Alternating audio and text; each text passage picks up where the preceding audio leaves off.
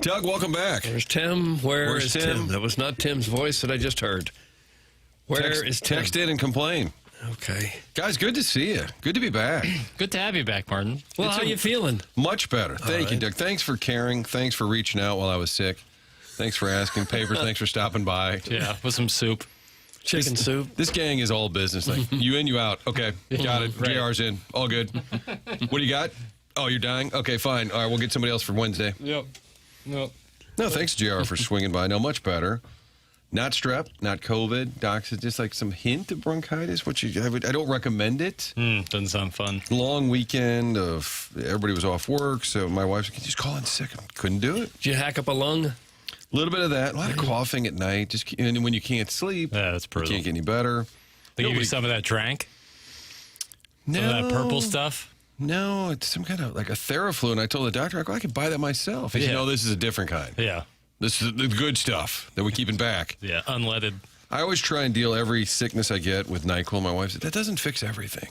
But when you wake up the next day, it's as if you did peyote. Yeah, it'll knock you out. You just don't know what universe you live in. You have no clue. But good to be back. Good to be with the boys here. And the dossier is loaded up. I see. Let's do this. Let's do this. From 7 to 11, TMA, the morning after, brought to you by Brown and Crouppen. We're in the Stiefel studios. Doug Vaughn, Martin Kilcoyne, Jackson Burkett, Chairman Kurt. Tim is out.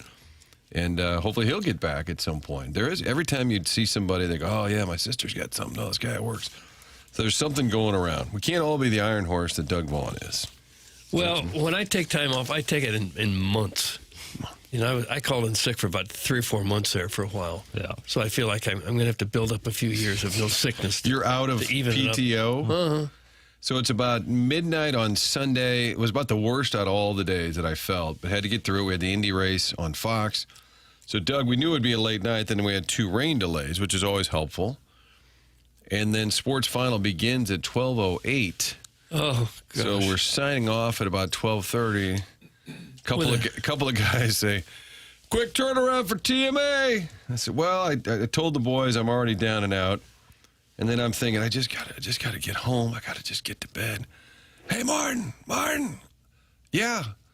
Tell Doug to stay cute. Oh. I'm like, it's 12:30. Mm-hmm. It's a Sunday, and can we just shut her down? You just can't avoid it, Doug. And it's so much fun when you work hard all day to get that show ready to go. Then it doesn't go on to 12:30, and you know you've got a huge audience watching at that hour on a Sunday night. That's when you just drop an F-bomb just to see. Right. Just to see. Mm-hmm. Now, in the old days, you could do that. Now, if somebody would find it weeks later, then you'd have to take some time away. Welcome in, though. The Wednesday show. Papers, what are you fired up about? What are you feeding off of today? Maybe this Cardinal Club? Is that what it is? An inspiring performance last night, both on the pitching side of it, with Dustin May continuing his recent stretch of, would dominance be too strong a word? He's just been really outstanding over the last handful of starts. And then the offense, seeming just timely hitting, guys showing a little power, a little bit of effectiveness at the bottom of the lineup there with Nathan Church going 3 for 4. Nice to have him back in the lineup. And we talked about Newt coming back, made the not Mickey Mantle, Doug. Nobody said this is changing their playoff possibilities. But if you look at the lineup, we talked a lot about the top 4, the season that Weatherhold, Herrera, Burleson, Walker. You got that group. You just kind of needed a little more in there, Doug. Would you say lengthen the lineup just a little more? I guess we could say that, sure. If you stick Newt at number 5, he's at least a known bat. Got a little bit of a reputation. And then Wynn hits 6. And then Jimmy Crooks, we got to get him going here. Don't let me down, Jimmy Crooks. But all of a sudden now it looks a little more respectable, does it not? It does. And Church is an upgrade offensively for sure over Victor Scott. I don't remember even talking about him in spring training. Do you? No. Nathan Church? I don't think I ever heard his name until the Cardinals called him up one day. I didn't hear anybody discuss him at all. Was he not in the opening day lineup? Wasn't he in? Yes, it was the whole Velasquez decision. But I said during spring training, like before this season even really got rolling, was there any thought about Nathan Church? No, he didn't get much pub. And by the time he made the opening day lineup, I thought maybe, they're keeping Fermin over Velasquez. They said this is about Church, and they wanted him to play every day. They said he's our best defensive outfielder. He had that catch last night, kind of spun in all circles. Yeah. Little Willie Mays style. Saved a run, maybe 2. That was a really good play. He said the wind was blowing, so he couldn't track the ball very well. And I love the move. I love Victor Scott, but it made perfect sense. I thought for sure they'd just say, well, Velasquez hasn't done much. Like, he hadn't played much. Well, Torres, well, then he gets the homer the other day. I think the decisions they've made, even like benching Pies, so far it's been rewarding, hasn't it? The things that you see, we often reference Fetty last year and all the starts they would give him and Michaelis. Just like things that make sense. Proactive. They're being proactive. For so long, and I say so long, for the last couple of seasons, it's been so many reactive moves or just simply doing nothing. And that frustrates a fan base day in, day out when they see the same thing happen over and over again. But now they're being proactive, whether that's bringing up Jimmy Crooks, whether that's making Hunter Dobbins part of the six-man rotation, sending Victor Scott down to AAA. These are tough moves to make, but they're doing them in a proactive fashion. And I think people are responding well to it. If Scott's going to get it figured out offensively, it's not going to happen sitting on the bench here. Right. He needs to go and play bat first and bat 4 or 5 times a night at Memphis. That'd be better for him than being a 4th or 5th outfielder here, I think. 8 games over 500 now, 36 and 28. Flag Day is what, next Sunday? It's the 14th. The 14th, yeah. We celebrate Flag Day as the official Claves Day, whether the team's good or not. 8 games over, and you got a comfortable little lead right now for second place in the division and in the wild card. And so I think if you just look at the team, Doug, you don't want to overreact. You don't want to overreact, but it's just a solid bunch in a year where baseball, you got a handful of really good teams and big drop-off. Just kind of hang around. Just contend. Make it fun. Yeah, the other races in the National League, the Braves are 9 up on the Phillies. The Dodgers 8.5 ahead of Arizona. The Central is really the only division that's somewhat close, and that's because the Cardinals are hanging tough here. Having won 5 in a row, they're still 4.5 behind the Brewers. But within shouting distance, we would have all taken this in spring training if we thought, well, they'd be 36 and 28 and only 4.5 out here in the middle of June. We'd said, sure, sounds great. We'll take it. I wish we could get a lie detector. I wish we could get Ollie Marmol, Heimblum sitting here, and Jackson gets to zap them when they lie. What did you think your record would be after playing? I'm not sure that's how a lie detector works. Well, I know you don't get to decide. It's not arbitrary, but wouldn't it be more fun? Yeah, it would be. We're judge and jury. It would be more entertaining. Zap the hell out of Ollie. Liar, you didn't think you'd be 8 games over.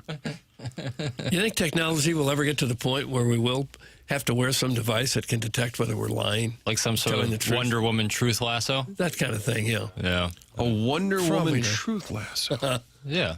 The lasso. You'd be way too young to have watched the show with Linda Carter. No, but the movie? They've made some new ones recently. But And she lassoed you, and then you had to tell the truth? I believe, wasn't that the... I don't remember. That was the lasso of truth. You couldn't, you can't lie. Well, next time Ollie or Heim are available, we'll break out the Wonder Woman lasso. Her most iconic weapon. Maybe we need a mascot. We need some girl to play Wonder Woman and lasso the Cardinal brass. What was ISIS? Was ISIS a rival of Wonder Woman's, or was ISIS? Remember the show ISIS? ISIS? She had like special powers. This is not. Are you still on the NyQuil? This is maybe a little hint, just a hint left in the system. Yes, no, and ISIS. I know. Yes, it was, and now it sounds more like something going on in the Middle East. I think they might have retired her character. Well, this was in the 70s. Yeah, right? Unfortunate. But it was like Saturday mornings. You would get up in your pajamas and watch all the cartoons and all the shows, and that was one of them. Yeah, you are accurate. It was kind of Wonder Woman-esque. Sure. Yep. Martin, stop. The lead is not the Cardinals. The lead is Tim. As the CDC stepped in to try and save him, is Wash U sending their best doctors to save him? What is going on? That's from Daddy Lycan. Yes, we have the Lifetime Roofing lead. And, Doug, I apologize. We stepped into Cardinal talk, and you probably wanted to leave with the NHL or NBA Game 4 tonight. Doug, what's the Lifetime Roofing lead? We've already discussed it. It's the Cardinals and Mets, clearly. Okay. Good hockey game last night. Fun hockey game. Yeah. Very interesting, exciting. Easy to watch once the Cardinal game seemed in good shape. Right. But not the lead in St. Louis. It's those Redbirds, those pesky little Redbirds. Dustin May, most nights out. Now, there was 2 starts ago where he flirted with the no-hitter. The last time out, he kind of was going fine, and then it fell off. But for the most part, when he starts now, you're thinking, I'll get 5, I'll get 6. He'll probably give up 2. It's like McGreevy. You can almost guarantee 6 innings, 2 runs. Yeah. You just about pencil it in. If you had to win one game right now, is he the Cardinal pitcher you'd want on the mound? Him or McGreevy. Game 7, and everybody's available? I think only because of his playoff experience, you'd go Dustin May, or his experience in championship clubhouses. But I think him or McGreevy couldn't go wrong for the Cardinals right now. Yeah.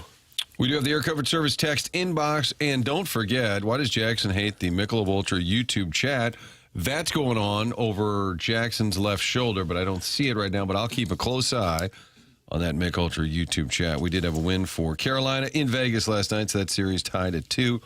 NBA, weren't they 2-3-2? I know this is one of your favorite topics.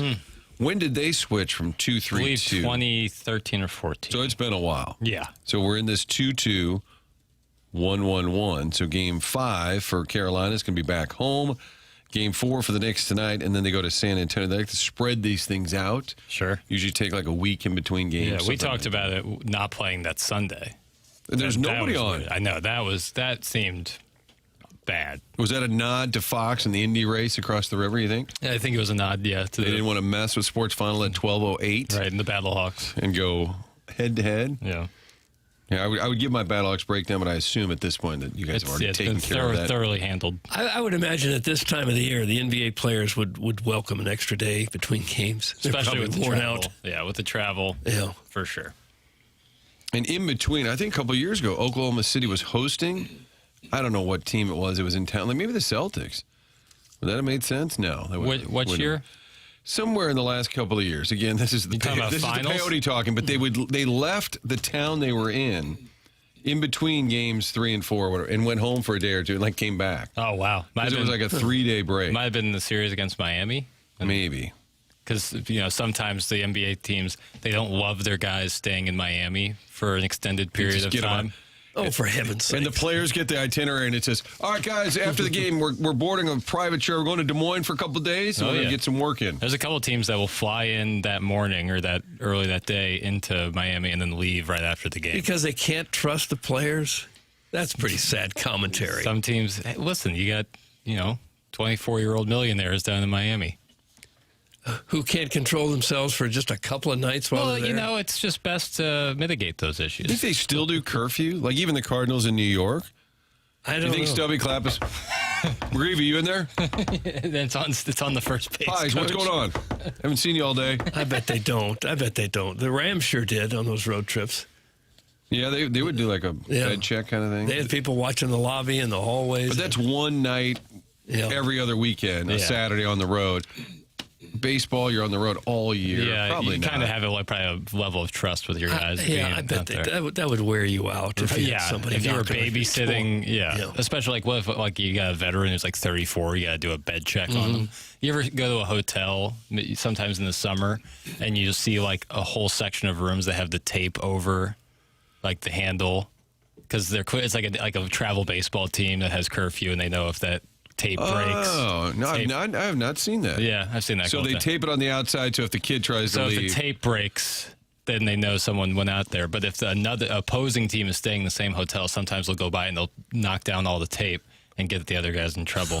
Some good gamesmanship. Yeah, I could see that being. There's a little flaw in the system there. Any drunk guy on business walking by and knock the tape off?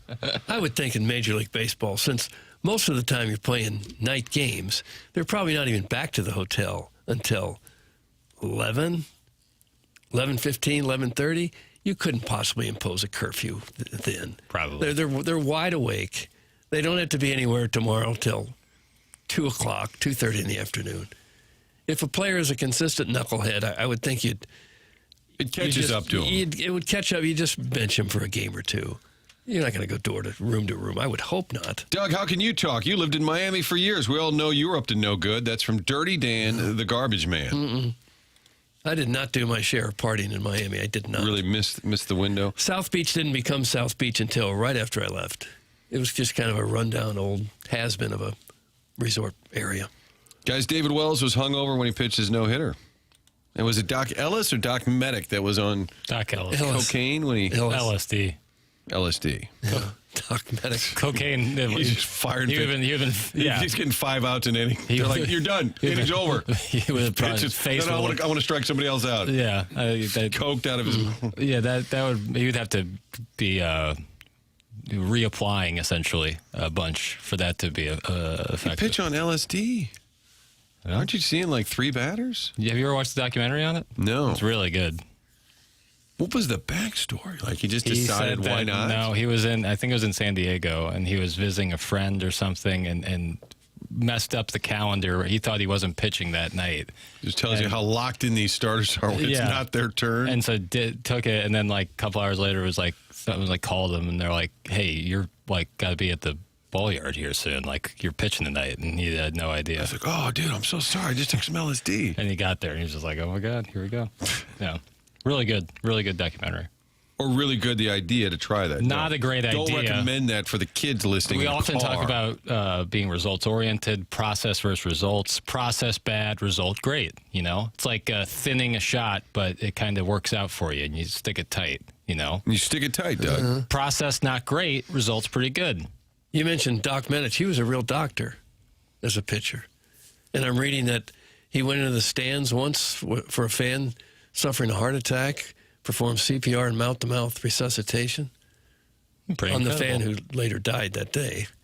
But then later in his career, he was accused of 12 false prescriptions for painkillers, pleaded guilty to 12 counts of possession of a controlled substance. Okay, kind of story kind of went What a south. real feel-good story, Doug. Yeah, 9 years of Boy, probation. Hot start though. Took a turn, didn't it? The American Academy of Orthopedic Surgeons expelled him. Okay. A lot of guys have thrown no-hitters either drunk or on cocaine. Throwing it on LSD, impressive from the 314.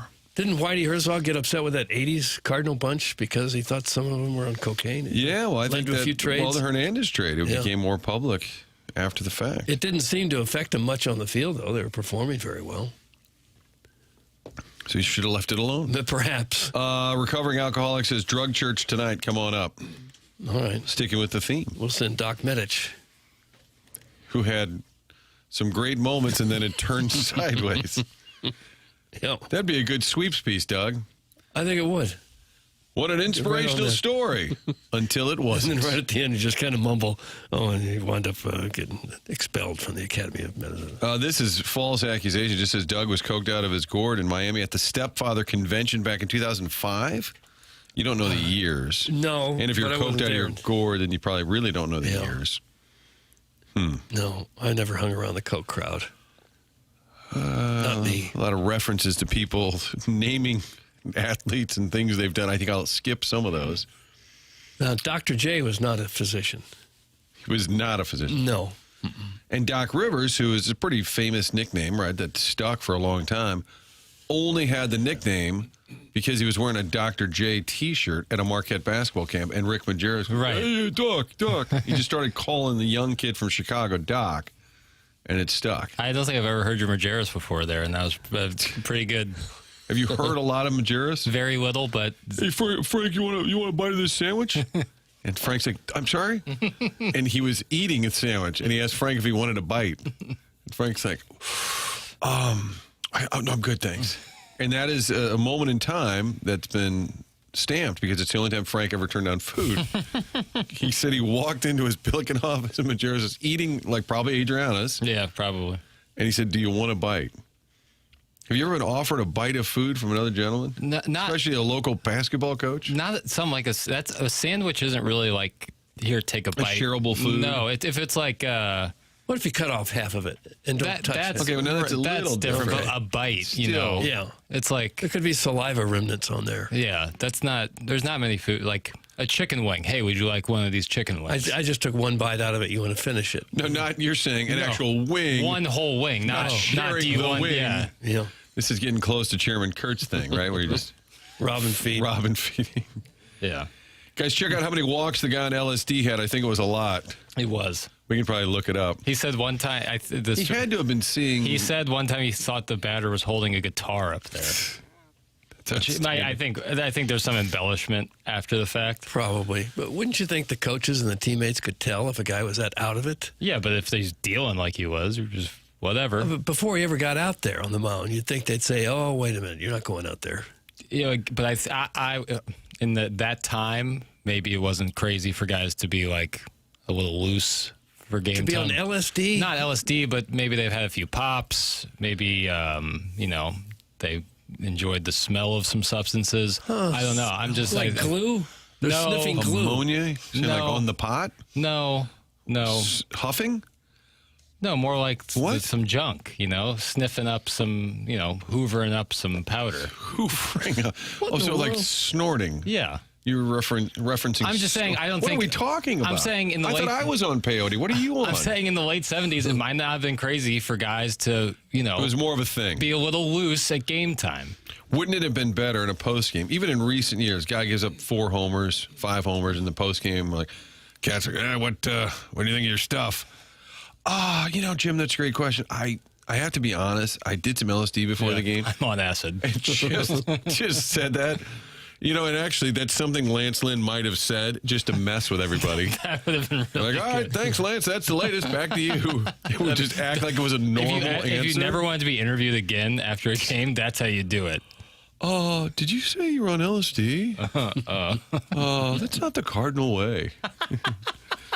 Guys, Drug Church is a hardcore band out of Albany, New York. Is that right? Is it really? I didn't know. Ever been to Albany? I have. I have. You fly in there to go to Cooperstown. Yeah. Not much. It's the state capital, right? No. Correct. You fly there also to go to Lake Placid. Yeah, you were there recently. And if you- upstate New York is very cool. Beautiful. Just Yeah, it's- completely different from this. In the summer, it's gorgeous. Yeah. And if you leave there on the Monday after a Hall of Fame weekend, it's unbelievable. I did it twice because Ozzy went in 2002 and then Whitey went in 2010. And you're flying out on Monday and you just look around and like baggage, checking back, like, oh, there's Pete Rose. Oh, there's A-Rod. Oh, there's Costas. Like, it's unbelievable. And if you were like TMZ and you geeked out on baseball, you would have like 15 nerds camped out with their phones just stalking anybody and everybody. You've been to probably all the Hall of Fame locations. Oh, that's a good question. Not to the basketball. No offense. Not to That's Springfield? Springfield, Mass. Yeah. But you've been to Canton. and Cooperstown. The Bowling Hall of Fame. Remember that, Doug? Was I've right been there. behind the old Busch Stadium. Yeah, I remember that. It was on that wedge. It was nice too. Yeah, I remember it being And where cool. is it? We gave it to Milwaukee in a San trade. Antonio, I want to say, somewhere in Texas. That sounds stole it. right. That's a shame. That's a loss. So I've been to football, baseball. I've been to hockey.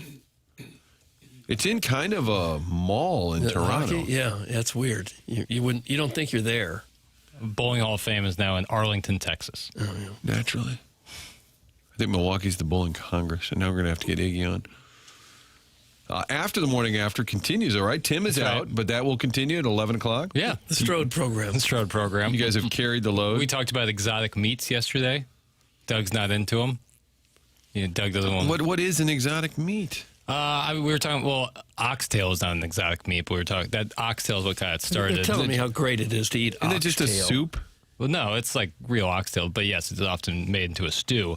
But there was discussions of people were sending in like they like turtle soup or snapping turtle is delicious. Someone said fried don't need snake any is of that. really good. Oh. I'm with Doug. I I don't any eat of that. boiled chicken for lunch, but Somewhere in between boiled chicken and oxtail soup. I'm Oxtail not is eating delicious. a tail that hangs directly over an ox's patoot. you're not eating the. I'm not doing this again. It's just. It's So not this the was tail. on after the morning. This is what we missed. the Strode program. I'm going back.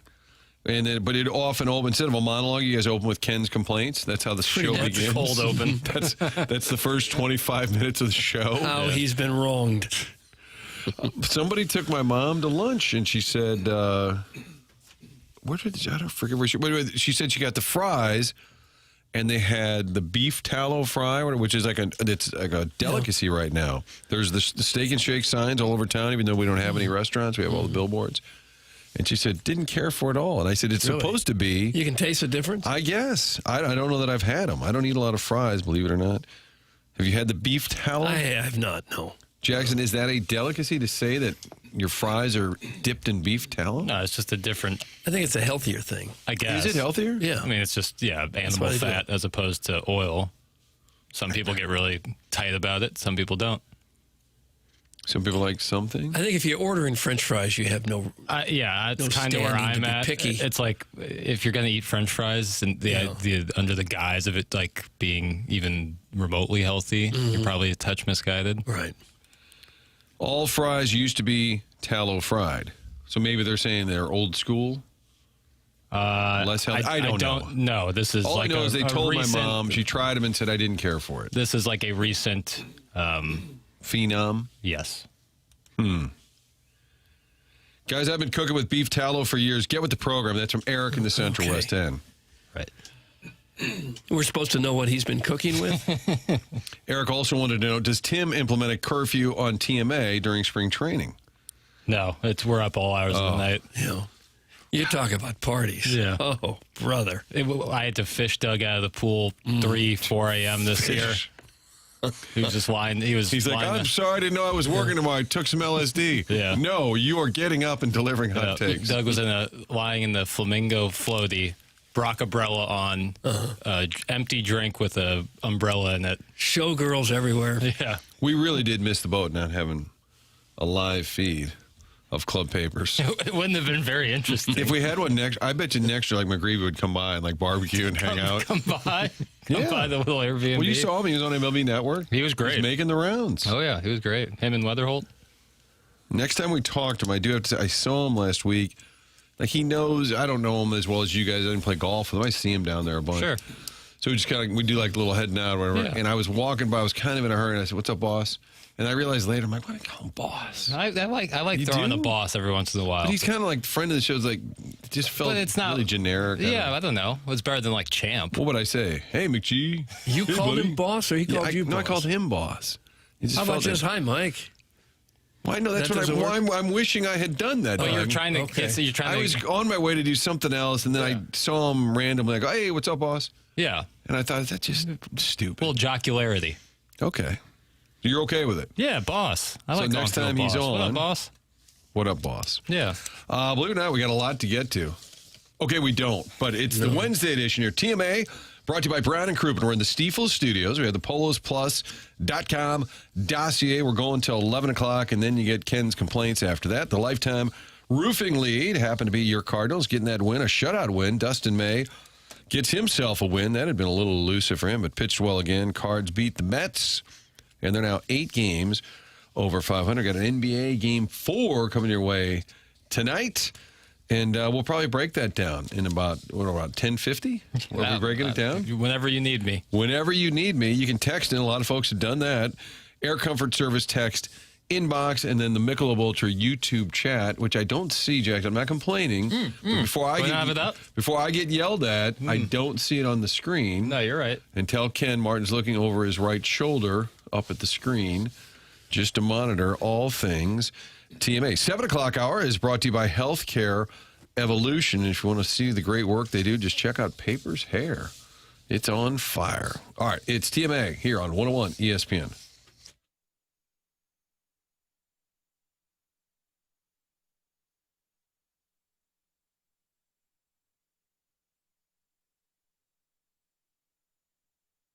At Michael's Bath, they create elevated bathroom spaces that blend luxury, comfort, and smart design, all tailored to the way you live. From sleek tub to shower conversions to full high-end bathroom remodels, including paint and electrical, Michael's handles every detail. And now at Michael's Baths, they're offering a new premium wall option designed to bring a custom spa-like look to your home. With 30 years of experience, all 5-star reviews, an A-plus rating with the Better Business Bureau, and VA recommended, Michael's Baths delivers craftsmanship you can trust without gimmicks or high-pressure sales. This isn't a temporary fix or a quick cover-up. It's a complete transformation built to last and built to add value to your home. At michaelsbaths.com or call 636-775-0800 and ask about financing options, including 0% interest upon approval. Michael's Baths, family-owned, insured, and where everyday bathrooms become something exceptional.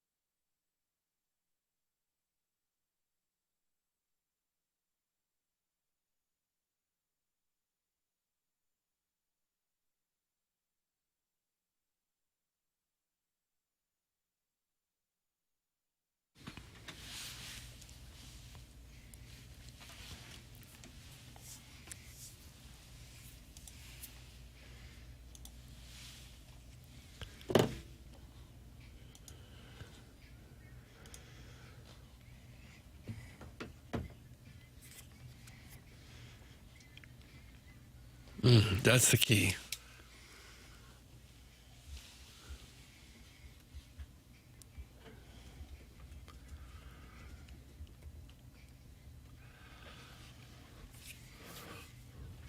They just don't make them like this anymore, Doug. No, probably for good reason.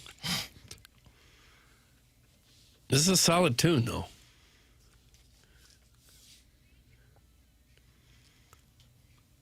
In your catalog over there, Jackson, of your Cardinals songs, how many are 10-plus years old or older? Most? More than half. Yeah, more Feels than like half. there was a peak there, like mid-teens? 2011 through 2014. Peak. Yeah, there was a real run on it. And those are not AI. You No. actually had musicians in a studio somewhere doing that. That one that I just played there, that Lord Royals remix, is probably the best produced one of them all, and the like best voice of them. A lot of them seem to be recorded on basic Apple computers with no real microphones. I wonder if it's disappointing to try to carve out a career as a serious vocalist, and that's the song that's presented to you that you have to sing. Yeah, This listen, is the best we could get you. Well, you got to start somewhere. Well, that voice does sound Really good. professional. Like, Yeah. I wonder, has she done Oh, other I think work? it was done in a professional studio. Well, but what do you think that singer is doing today? Probably, I don't know. How could I possibly venture probably a not. guess? Well, Well, singing. well, that's what we do. I don't know. I Well, the couldn't- Cardinals win the division. We venture a guess. What do you think that lady's doing? I I'm don't even saying know she's if she probably was a singing. full-time singer. She might have just done that as a hobby. I don't know if you're But really... she seemed to have some chops. I know, I agree. Why but do you hate her singing? I agree, but I'm saying if you're really trying to make it in the music industry, making Cardinal remix songs probably isn't the... Entry into I don't industry. think you make that, and the next thing you know, you're on American Idol. Even though I think the quality of voice is right there. Here we go. Jackson's Buttfro says her name is Carrie Liston. Okay. there you Sonny go. Liston's daughter. No, I wonder if that's, is it Paul Liston, who was the Mama's Pride local musician? Well, see, there is an answer. Paul Wind? No, not. You're animals, both of you. You know that, don't you? She's part of the Bottoms Up Blues Gang. Nice. Okay, see? There's an answer. Okay, there we That's go. all I wanted was an answer. And that's Why a are you so local band? hostile? Looks like it's a duo, perhaps. All right. That's what we do, Doug. We get to the bottom of Okay, things. yeah. Just The took a morning little after. digging. TMA brought to you by Brown and Crouppen. Stiefel Studios here, 7 o'clock hour, powered by Healthcare. Evolution, Martin, Jackson, Doug, Chairman Kurt with you until 11 o'clock. Cards get that win in New York, and a little reaction from the manager. What direction would you like to go, Jackson Burkett? Let's have Ali Marmol talking about the offense last evening. We swung it well. 1 through 9 did a really nice job. And it was good to see Churchy back in the lineup. He gets you 3 knocks at the bottom there in the 9 hole. The top was good. JJ drives in 2. Burley with the homer. Walker swung the bat well. Even the line out to center was really, really good. So up and down the lineup, it was just some really tough at-bats. There you go. Sounded like he was in a hurry. I agree. Yeah. He done Bus enough is at that point. running. The 30 seconds of post-game audio I got from MLB Film Room. All right, what else does he have to say? And then you tell me Here's the whether he's other in a hurry. half. Here's the other half of the things that I was able to pull. All right. Here's Ali Marmol and Dustin May's performance. Well, sure. May did a really nice job. He's been locked in and he's on the attack. Had everything working. Sweeper was a really good pitch for him. Cutter was a good pitch for him. Was on the attack. He used both sides of the plate up and down with the fastball. And, he was dominant. He's got some business in Yeah, New he's in a York hurry. he needed to He's in attend a to. hurry. I'll do this quickly. Not much to say after a game where you just completely dominate and you have a great starting pitching I'm performance. assuming that's his interview with Chip. Yes. They do a little thing in the clubhouse Yes. there. And maybe he was in a hurry and being serious. Because as soon as that's done, then he probably talks to Derek Gould, Jeff Jones, or Yeah, whoever else right. is there. So he knows it's not the end of his media. We were going back and forth yesterday. Where does the team stay when they're in Queens? Is it Manhattan? I think they stay in Manhattan. Okay. Because you still have a lot of downtime. Yeah, Especially right. they got their Sunday night. Yeah. Ooh, Sunday night, all day Monday. And then even till you wake up, it's Wednesday in New York. You don't want to be in Queens. Right. No offense. No, I get that. I don't know. So what would you do to kill a few hours on a Wednesday? Just walk around In Manhattan? Probably just walk around. These guys These got. guys go shopping. Shopping, and hang out. I saw, It's funny because it doesn't sound that masculine. What did you do all day? I went shopping. Shopping for handbags. yeah, but there's plenty to do in Manhattan. I'm sure there is. But you wouldn't see a show in the middle of the day. No. Oh, matinee? Would probably be tough. Maybe Monday they would. Theater. Yeah, that's what I'm saying. A matinee. I don't think they go to the theater. Maybe on Monday night. Something's good out. Hey, Burley, how's the trip to New York? You can go see Cats? Yeah, there you go. I don't think so. Producers. Go see the producers. I doubt it. Have you ever been to a Broadway show? I've never Yes. been. You have? Yes, it's very cool. Of course he is. This guy. It's the whole street, the theaters. You get to. It's very cool. Yeah, it is a neat area. And the theaters themselves aren't real big, are they? Some are really big, but yes, by and large, they are like 500 seat, kind more or of less cozy yeah. theaters. Yeah, it's cool. You would enjoy it, Martin. I would. You're a man of culture. I would enjoy it. That's America. This chair is going to kill me. This chair is going to kill me. The back of the chair is that not caught attached. is that caught yes, on one camera? during Josh Shirts yesterday. I almost Did a header? literally fell all the way back. Yeah, you jump. Bless America. About Yeah, because once an hour. I can't trust the Leave lead the back. chair back here. Why don't you Oh, get that's back- Tim's chair. No, you can't even touch it. Don't even look at But it. the next person, see, the people who sit in the spot, Tanner and Marshy, know that the back of this chair is dangerous. If I switch it out, Dangerous. someone, Brandon Well, if it's Kiley, safer, they won't care. but I'm saying if I switch that Yeah, out but and someone sits there, they're going to fall back, and then How about the one in the corner? that one already looks broken. Look at how askew it is.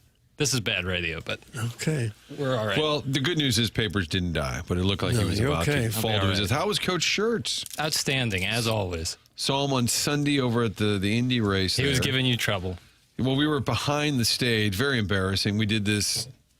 Fox and Indy have this thing called the fastest seat in sports. You get to sit behind the driver in an Indy car, and then they whip you around the track, which was very cool. Just wasn't feeling great. Just didn't have a lot of energy that day. Nothing And like being nauseous in a already sick. NASCAR. And I said to this young guy, he had driven in the Indy 500. He's from Australia. He said, "Oh, it's quite a blast, mate." I'm like, "Okay, boss." And I said, "I got kind of a head cold." I said, "You think this will just knock it right out of me?" He goes, "Probably not." Yeah, he's like, no. Not really a medical term for this, but behind the main stage, before they introduce the drivers, they're going to introduce me, Coach Shirts, and he's like, "Look at you! You have this driver's suit on." Was it hot in that suit? It was, but then I'm always so it's if you get a head cold or a fever or a cough or whatever you get, I always say, "Well, you could just sweat it out." My wife said, "It doesn't work like that." I said, "I could just eat a ton of food." It doesn't work like that. Try all these different things, but the ride itself pretty cool. You fill out paperwork. It's like a lot of buildup, and then 2 laps around that track was about 45 seconds. Yeah.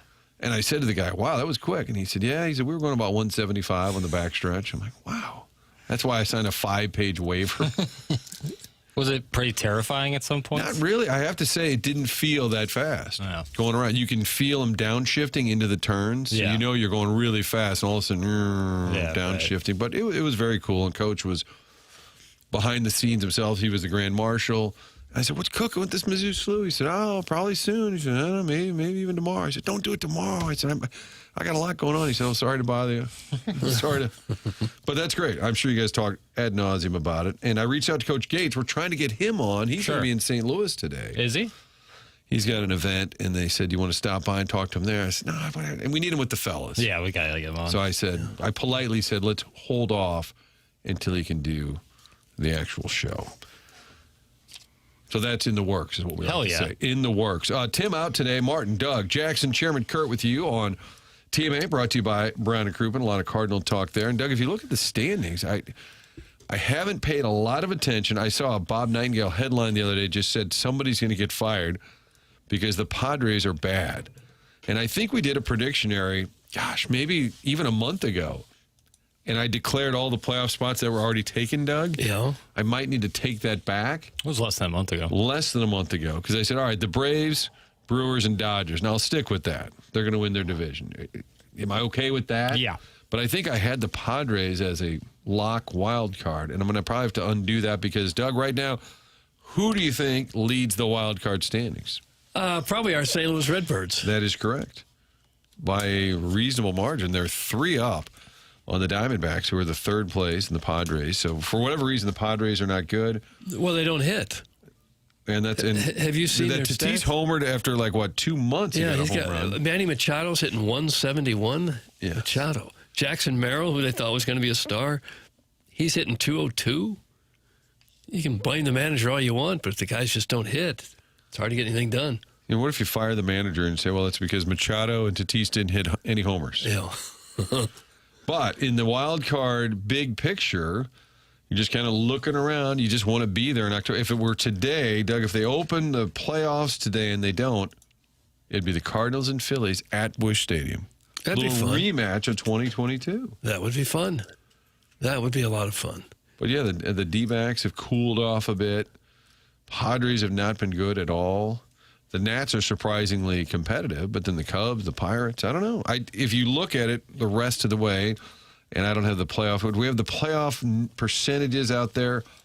It feels like they could at least kind of hang around, doesn't it? I mean, there's nothing there that says they can't at least hang around being a wild card type team. I would expect the Cubs to play better the second half of the season. Cubs have a really good lineup. I would think maybe they've underachieved a little bit the first half. That might be a team to keep your eye on. Kind of like what the Phillies did. They got things going again. Yeah. They turned it around. They're now 5 games over. But the Cards are the top wild card team at this moment, 36 and 28. And we were talking about the top 4 in the lineup. Just every one of those guys gives you a good at bat. Weatherholt, Herrera, Burleson, Walker. Like Burleson just hits. Doesn't matter if it's a broken bat. Doesn't matter if it's opposite. He just hits. The guy, he's getting closer to 300. Walker now is 2.5 months in, and he's not just their best hitter right now. He's one of the best players in the National League. He is, yeah. And this is a guy who the last day of spring training didn't have a home run. And Herrera continues to get on base. He was on base 5 times last night. He got hit 2 more times by pitches. I think what it is he starts with that really open stance. So when the pitch comes, he's leaning into the ball. And then when the ball's thrown at him, he can't back up to get back out of the way. Maybe he doesn't want to. Right. I think that's a good call. That foot comes in right when the pitch starts coming. He's going right into the baseball. Yeah. And it's probably hard for him to dodge a pitch at him. Double-edged sword, because that's probably a big reason why he's able to generate the pop he does. Yeah. I like looking at the box score as soon as the game's over, and I just look at the top 4. And I always see 1, 2, 2, 1, 3, 2, like all the hits. And then what's after that? So last night, for example, your top 4 of Weatherholt, Herrera, Burleson, Walker, they gave you a combined 7 hits. And then it goes 0, 0, 0, 0. 3. 3. Nathan Church. Yeah. And that was the spot that Victor Scott was in. Right. So a lot of nights it was 0, 0, 0, 0, 0. Not to go full Francesa on you here. And 1, 2, 3. But Nathan Church is a better, we heard he was a great fielder, but he's obviously, I think he's a better hitter than we thought too. But most nights you look down, there's just not a ton after the top 4. But that group just consistently hits. I think Wynn will get better. Yep. I think. I agree. But even if he doesn't, he's such a good shortstop, you live with it. Yeah. Yeah. And I agree with you. I think that the times he's hit at every level, I think he'll find it. He's had flashes in the major league level of hitting. Yeah, there's the times he gets hot. Yeah. Yeah, but I think he'll give you a decent at bat at least. So if you granted Newt 0 for 4 last night, but he had a good weekend, so you go Newt and Wynn. So on the whole, and that started rotation, even though on paper around the league, Plante what? Leahy what? Doesn't look intimidating, but on the whole, they're getting a lot out of what they have, I would say right now. I think possibly the bigger story is just the Mets just getting what a bad situation they got going with all that money they spend. They're 8 games under 500. It's crazy. And you can look at a lot of teams. Like you say, the Cubs could turn it around. Yes, I agree with that. Like the Mets, it's just not happening. Right. You can just see it. Death march. Yeah, they don't look like a team playing with a lot of confidence or want to at the moment. No. And to be fair, Texas said, hey, at least Gorman did get on base twice. That's from Caddyshack Hack. That's true. A couple of walks. Sometimes that's a good sign. Sometimes we're looking for things. Nolan Gorman getting his eye back.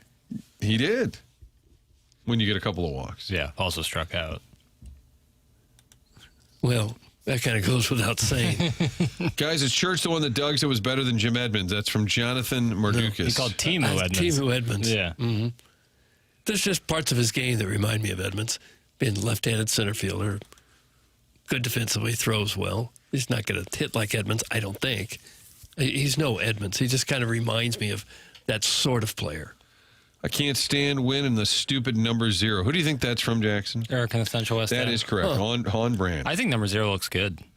I think it's a good-looking number. I think any single digit looks pretty cool, and the Cardinals have Except very pitching. Dustin May's 3. Disagree. No, God, Disagree. I don't like it on a pitcher. No. Pitcher should be in the 40s. 40s? 30s or 30s, 40s. Oh, you guys. Single digits. You tell It's like- Bob Gibson that 45 wasn't a good number for him. It's not. I'm not saying that the times before were bad, but let's maybe put the tapioca back in the fridge for a second. Oh, it's got nothing to do with age. tapioca. but Dustin May, Wainwright was 50. That wasn't 50 years ago. I know. I'm aware of what the numbers were. I'm just saying. I talked to Dustin May about this at spring training, and I said, I think number 3 looks pretty cool with the short name. He agreed. He's like, well, He agreed since it's also his number. He disagreed vehemently. He has always been 85, which is a terrible number. an odd number, but one It's a that wide receiver. he likes. And he got traded, or he got signed to the only team in baseball that has 85 retired. Which is a great nugget behind the for story sure, on this. for sure. He's like, yeah, you used to just be like a minor leaguer would have it, and you can get that easily. But he's like, and then they're like, no, you can't have it. It's retired. Like, what the hell? So he went with 3. Short name, short number. It's hard to believe the Cardinals haven't had a superstar number 3 through all their years. Carlos Beltran wore 3. But so a guy was really good, but not long enough in St. Louis to you don't retire command that number. Wasn't Renteria 3? Renteria 3, Preston Wilson in 06 was number 3. They've had guys who wore. I think Dylan Brian Jordan might have been 3. Yeah, Dylan Carlson was 3. They've worn it. They just haven't had a guy worthy of retiring the number. 7 is another one that's like Holiday wore 7 for just Half long of his enough to be career. like, Yeah. well, and then it's like, well, what about Ronnie Belliard? And who's 8 on the Cardinals? Jimmy Crooks is currently 8. So they Guys who've had 8 that, either. Troy Glaus, Mark DeRosa, nothing of like true substance. I think Yogi Berra when I see number 8. Yeah. Wrong ball club, of course, but Yeah. That is the dumbest thing to hate on Jesus. Get a life. That's from Put Some Peppy in it. They're mad at Eric in the Central West End for hating a player for having the number 0. I think 0 looks I don't cool. like the college wide receivers wearing single digits. College wide receiver? Yeah. Now the NFL guys do it too. I don't like that either. Should be in the 80s. Have some Exclusively in the tapioca, fella. 80s? Exclusively in the 80s? Yeah. I mean, it's the classic number, but I think it looks pretty cool. So Taguchi wore number 99. That's from Ray King. I love that. Okay. We didn't have a problem You like with that. 99, Yeah. but you don't like 85? Correct. Okay. Khalil Green was number 3. Yes, he was. Joe Medwick was number 7. Yes, he was. What about Jed Jerko? Was he number 3? 3. Lensman Jake once asked him if he wanted to play ping pong. Yeah. Would Roland be a number you retire? Because Church wears 27 Well, I wonder now. why it's not, because he is in Cooperstown. Right. But did he go in as a Cardinal? I think he did, because some of the Philly fans weren't happy about that. Yeah. Yeah, he'd be close. That'd be a discussion whether you retire. Because that's usually the litmus test. Like Tim would always advocate for Willie McGee's 51 to be retired. He said it's reserved for Cooperstown. right. Although Ken Boyer is not in Cooperstown and 14 is retired. I believe the only one I think so. retired Yeah. who isn't the Hall of Fame. Guys, defensive tackles wearing single digits is terrible. See, I agree with that. I don't think that's even legal. It is. In the NFL now, yeah. I think now anything. You can kind of do No whatever more you want. rules. Really? Even receivers who are eligible can wear any number? Correct. You can have a number 58 running around as a wide receiver? You can wear single digits in the teens. You can wear like the quarterback numbers now if you're a wide receiver, in addition to the 80s. You probably below 50 and above, well, in the 80s. Yeah, you can wear the 80s, and then I believe in the teens and single digits. I don't think you could be in the 20s or 30s. To be a wide receiver? I don't think so. I don't know if Why there are couldn't those you? restrictions. Are you talking college or pros? Doug? Well, either. Pros. I don't know about pros, but in college, I think it's called the 50-79 rule. If you wear a number 50 through 79, you cannot be an eligible receiver. Right. But anything else is fair game. Because I feel like the Mizzou's had a couple of wide receivers at 20. We're 21. Was Damian Bud Washington? Sasser? Yeah, Bud Sasser. There you go. God, how'd you pull that out? Was Damian I'm a true Washington son, also? Martin. You No, are. he wore 2. I like a single digit. I think it looks cool. There's so many texts coming in just with random numbers. Good. Guys, Cliff Branch wore number 21. Okay. Great wide receiver at the Raiders. So I think it was a thing, and then they got away from it, and then they went back to it. Does that make sense? Sure. Guys, why do you hate Geronimo Pena? Retire 7. Did you remember that Geronimo Pena was number 7, Doug? I don't think I could have had that for you. They can't retire any more single digits. 4 and 5 are already going to be taken away. They'll They only got leave 3 and 8. 3, 8, and 0. Yeah. And 7. Yeah. So there's still some room. Guys, there. J.D. Drew wore guess. number 8. So did Alan Craig. Alan Craig wore 21. I think he did both. I think he switched. Both. Well, on the 2011 team, he was definitely wearing 21. Guys, Zipchinski had number 34. In case you're wondering. He did. Guys, will they retire a second microphone for Tim? They Good should. question from the I don't 6 or They 6. should. No, you're not going to retire. But it'd be Jack a little, Buck's it number would be a, alone, it'd be a and little Tim's. smaller microphone, like pincer-friendly microphone. Oh, that's right. Maybe some pincers hanging onto the microphone. Guys, what was Eddie Goodell's number? It's from Gooey. Good 1/8, I think. Really? Something like one. Yeah, I think 1/4 or 1/8. We need to bring back How publicity. insulting is that? I know. We need to bring back publicity stunt at bats. Like an 8-foot tall. Spring training, why not? Well, I feel like sometimes they still do that. Like they'll sign like Will Ferrell or Billy Crystal to a one-day contract or Yeah. something and let them play for a little bit. Guys, did anybody ever wear number 6? That's from Patrick Bateman. Good one. Great question. Vina wore 4. That's from Boozy. Nick Punto wore number 8. He did, the shredder.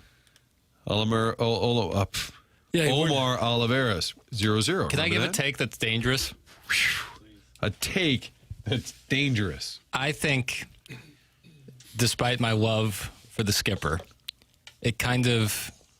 Oh, no. It's kind got a of problem with odd the 10. that he took such a cool number and now no one can wear 10 anymore. 10 is such a cool number, and to a non-player having it, like, I don't know. I feel like managers should take B-level numbers, something in the high 40s. Well, when you manage as long as he did and had the success that he did, he was as big a part of that team as the I players. couldn't agree more, and I just wish that number 10 could be worn again. One could argue maybe a manager doesn't need a number. Yes, it seems silly. Actually, the more you think about it, the why fact do that they wear the uniform at all What is if, pretty silly. what if like Phil Jackson coaching had a jersey and a number like on? seeing Terry Francona over the weekend, it's like that's a gentleman who probably would benefit from not wearing the uniform. You know, like if he could just wear like a polo, you know, look like a high school coach, just like a With the old bike shorts from like the 70s. sure, and 80s. yeah, let him wear whatever. I don't care. I would like to have seen Vince Lombardi in a full football uniform. Right? With that helmet coaching. Yeah.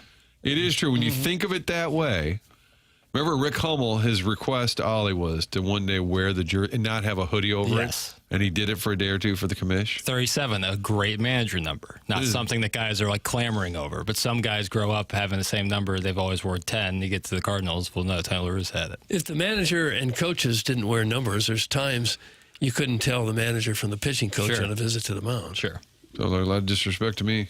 And again, I I want can't to wait till the next time he's on. I wanna We're gonna clip emphasize- that off, Chairman. Have that in our holster. Emphasize That was a my great point. appreciation and admiration for the Cardinal manager of not one but 2 World Series in St. Louis.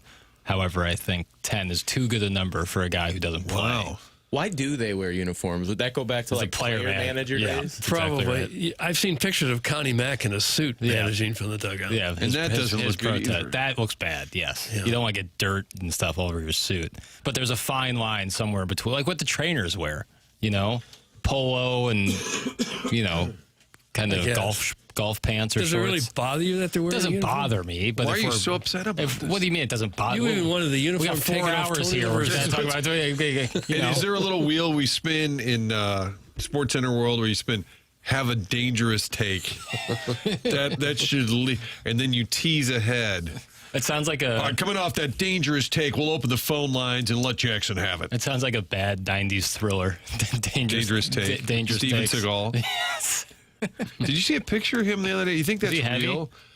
Extremely heavy. Yeah. Is that think accurate? I believe it is. I know he's gained a lot of weight since his. Because of AI, you don't know anymore what is. I sent that video of me. I was walking in the driver's suit. I think he looked good, by Well, the if way. it's so dorky because my photographer, the great Mike Border, is like getting video of me walking towards him. Like, what do you do? So I saluted like I was in the right stuff or something. I didn't know what to do. I think you're in Days of Thunder. Yeah, I was like, what a dork. But I sent it to the kids and they go, is that AI? I'm like, not AI. It was a beautiful sunset, too. It looked cool. The race was great. Did you just wear sneakers with that? Yeah, they did. They did not. Give you driving shoes? No, since I Driving wasn't, boots. since I wasn't driving.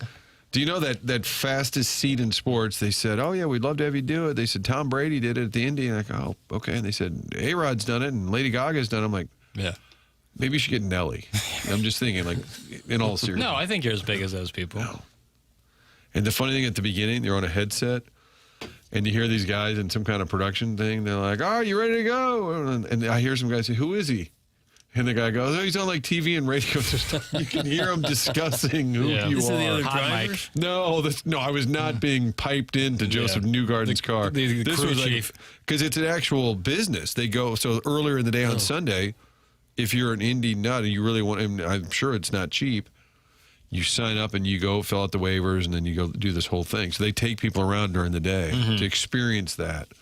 This guy invented this business where they have the second seats and people, because you can't just hand them a car. And they partner up with wherever It's the indie. race is that week. Yeah, wherever they go, they do this. And I even said to the guy, "Well, we'll put something together." I said, "We'll tag us." No, don't worry. We're just part of the whole indie experience. But no, it was pretty cool. All right, we're going to break. Are we behind already? Maybe a little bit, but this gives us a perfect opportunity to hear about our 7 o'clock hour sponsor. That's Healthcare Evolution. My friends at Healthcare Evolution, the 7 o'clock hour sponsor, the ones that helped me with my shoulder when I had a slap tear, are ready to help you. They give those of us with nagging pain and injuries real answers and same-day pain relief. No emergency room, no wait-and-see approach. Healthcare Evolution will give you options prior to having surgery you don't want to have. Right now, Healthcare Evolution is offering you a free consultation over the phone. This free consultation will allow you to tell them what's going on with your pain, see if what they offer is a good fit, and discuss the costs that may be associated with your treatment. If you prefer in person, Healthcare Evolution will give you a huge discount. This offer is just $200. The original cost is $700. In person, Healthcare Evolution can review any previous imaging you have, do a hands-on assessment, and follow it up with diagnostic ultrasound imaging. Visit healthcare-evolution.com for the answer to most of your medical issues. Free phone consultation or significantly reduced in-person consultation. And don't forget, the month of May, 10% off all knee issues. Healthcare-evolution.com. Guys, can you imagine Monty just wearing a sweater with no pads behind the bench? That'd be goofy as hell. Meanwhile, Uncle Wally's plastic ear, I couldn't disagree. I couldn't disagree more with that Connie Mack take. I think an old man in a suit, high collar, and a hat looks great. So bring it back. It's not about the look. It's like you're having to walk. Sweating You get bullets. dirt all over the bottom of your pants. Yeah. It's just It doesn't make sense. It's 95 degrees outside. You're wearing a suit. It just seems silly. Guys, one of my best friend's moms, her uncle, you with me here? Yeah. One of my best friend's moms, her uncle, Sure. is Earl Weaver. We gave her a baseball to get signed at his funeral by all the players that would be there. She told us it was disrespectful. So when she went to his funeral, hey, have all the players say, I would say that probably is disrespectful. Yeah, I wouldn't ask for autographs. Not sure. I guess that's manager adjacent. I'm not sure what the topic was. It's just a nice little Manager. anecdote. It's being a little too opportunistic. Yeah, right.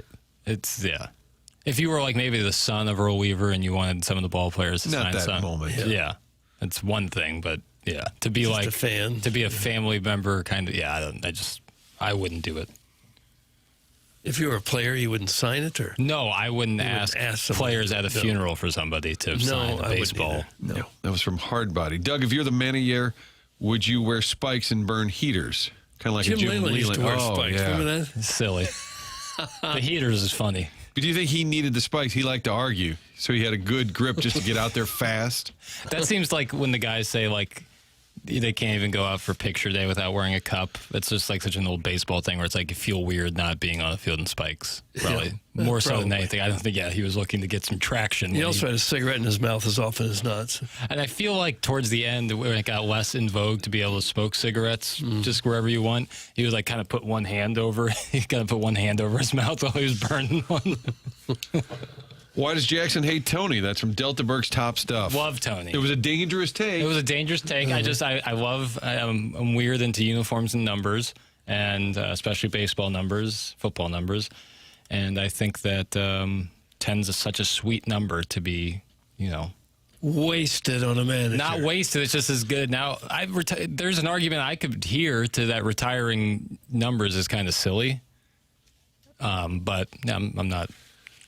Or maybe the bar should be higher, like the highest of all time to retire numbers. Because like you look at the Yankees, they are soon to be completely out of Out of single all digits. numbers. Like they're going to be out, like But that's okay. Is it? Because they've had so many legends. Yeah. okay, all right. You don't want to see another Yankee out there wearing number 3, do you? I guess not. I guess they'll be cool when they're wearing like 72, playing for the Yankee star. I mean, the star of the Yankees has wearing number 99 to stand out. I don't know how many numbers they have retired. Probably I think 12 all or- single digits. I think all single digits are There's retired still for the plenty Yankees. of decent numbers. Doug, you know who the first baseball player ever to have their number retired was?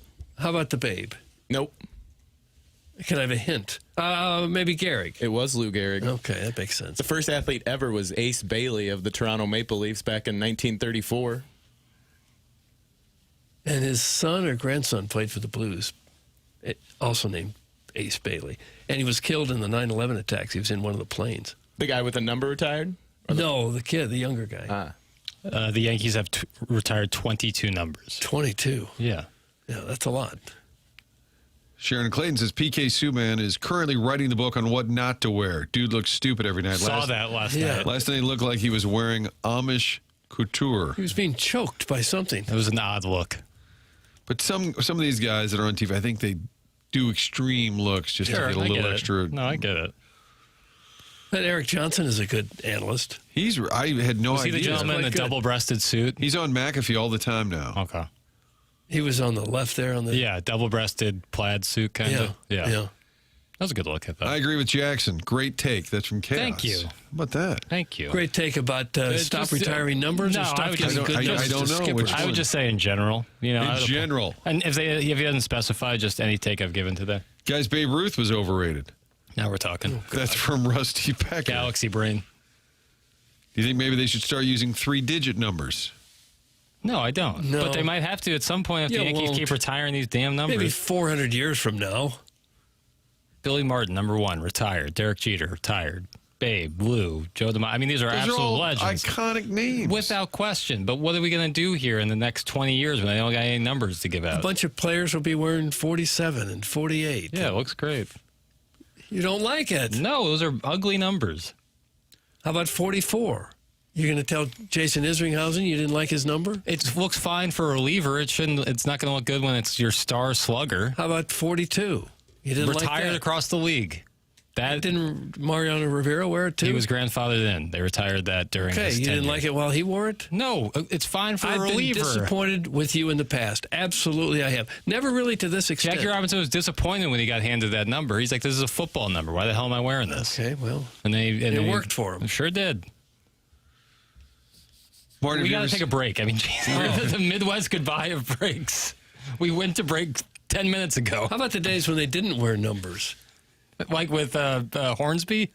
Yeah, he doesn't even have a number. Was it Hornsby or Slaughter? Hornsby. Slaughter's 9. Yeah. Hornsby didn't have a number. And there's an old film of an All-Star game where the players literally looked like an 8.5 by 11 piece of paper with a number written on it, pinned to the back of their uniform, so you could tell who they Wasn't were. that when they were like moonlighting as a blacksmith when they weren't on the ball Probably. field? Yeah. You know what they're going to end up with? QR codes. And you're going to have to zoom in to Yeah. read or more. number X. You can wear X. You can start wearing or letters. symbols like like pound Prince. sign, at. We've run out of numbers. Now hitting for the Yankees. Exclamation point. Pound sign. That would look Bob good. Smith. Coach Kornfeld says, bring back the bike coaching shorts for all managers and Oh, yeah, coaches. that are a little too short. Yeah. The great Gary Kornfeld, who cut Tim, and he calls it the biggest Political. mistake of his Absolutely entire political. career. Yeah. This is called Limping to a Break. It's TMA on 101 ESPN.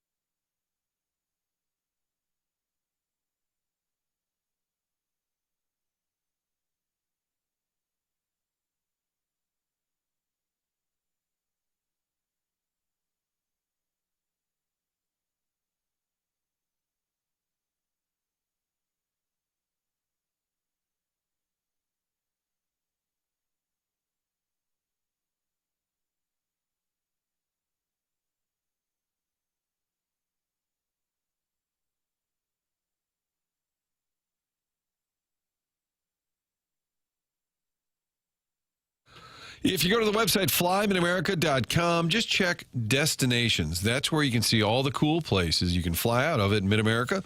St. Louis Airport if you want to go down to the Destin, Fort Walton Beach area, or Fort Lauderdale, Fort Myers, Punta Gorda, Jacksonville, Las Vegas, Myrtle Beach, Orlando, Bradenton, Sarasota, Savannah, St. Petersburg, all these great destinations direct from Mid-America St. Louis Airport. Muscuda, Illinois, not far at all from downtown St. Louis. And when you fly out of Mid-America St. Louis Airport, you experience travel without the headaches. That's unheard of these days. You park right in front on the lot, head in, get through security, you're at the gate. It's about 20 minutes. That's the average time from your car to the gate. And you're heading somewhere warm and fun. It's not too late to book a summer trip. Get online at flymidamerica.com. They added Gulf Shores last year. They keep adding new cool destinations in the fall. They've been going to Knoxville.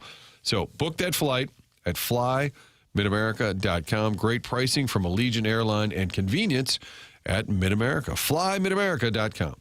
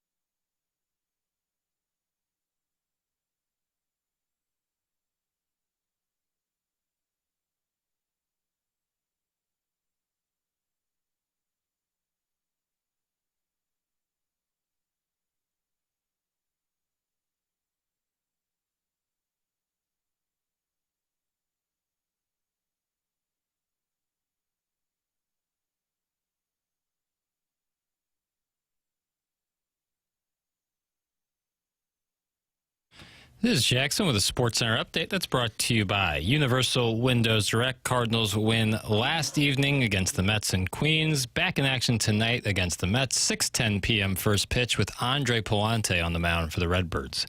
That was another Sports Center update brought to you by Universal Windows Direct. You'll be saying, I love my windows.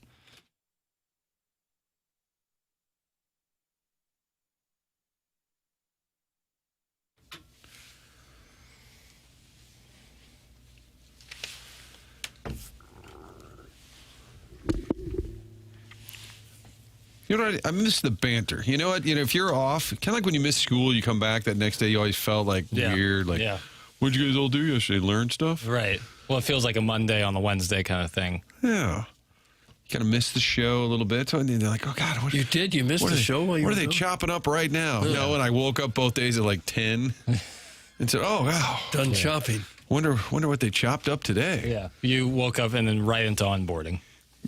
Yeah, I'm way behind on onboarding. Yeah. Might have to leave in the next half hour just to get caught up on some of the onboarding. TMA, Martin, Doug, Jackson, Chairman Kurt with you here. Tim is out. He's under the weather. We're taking turns being under the weather around here. Doug, you're nothing without your health. Yeah, they say we've all got 100 problems until we have a health problem, and then we have one problem. I like that. Mm-hmm. It's so true. Did you really miss months? You said that earlier. Yeah. Do the show for months? 2021? Missed August, September, October, November. I missed about almost 5 months. Wow. I couldn't walk. What was that? Well, I'm not saying it wasn't an excused absence. Yeah. It was in the gift card era. Mm-hmm. Well, it was actually in the post-gift card world. Post-gift card world? Yeah. But you weren't there. Yeah. Oh, yeah, I was. Oh, you was? Sure. You was? I was. It was my first year.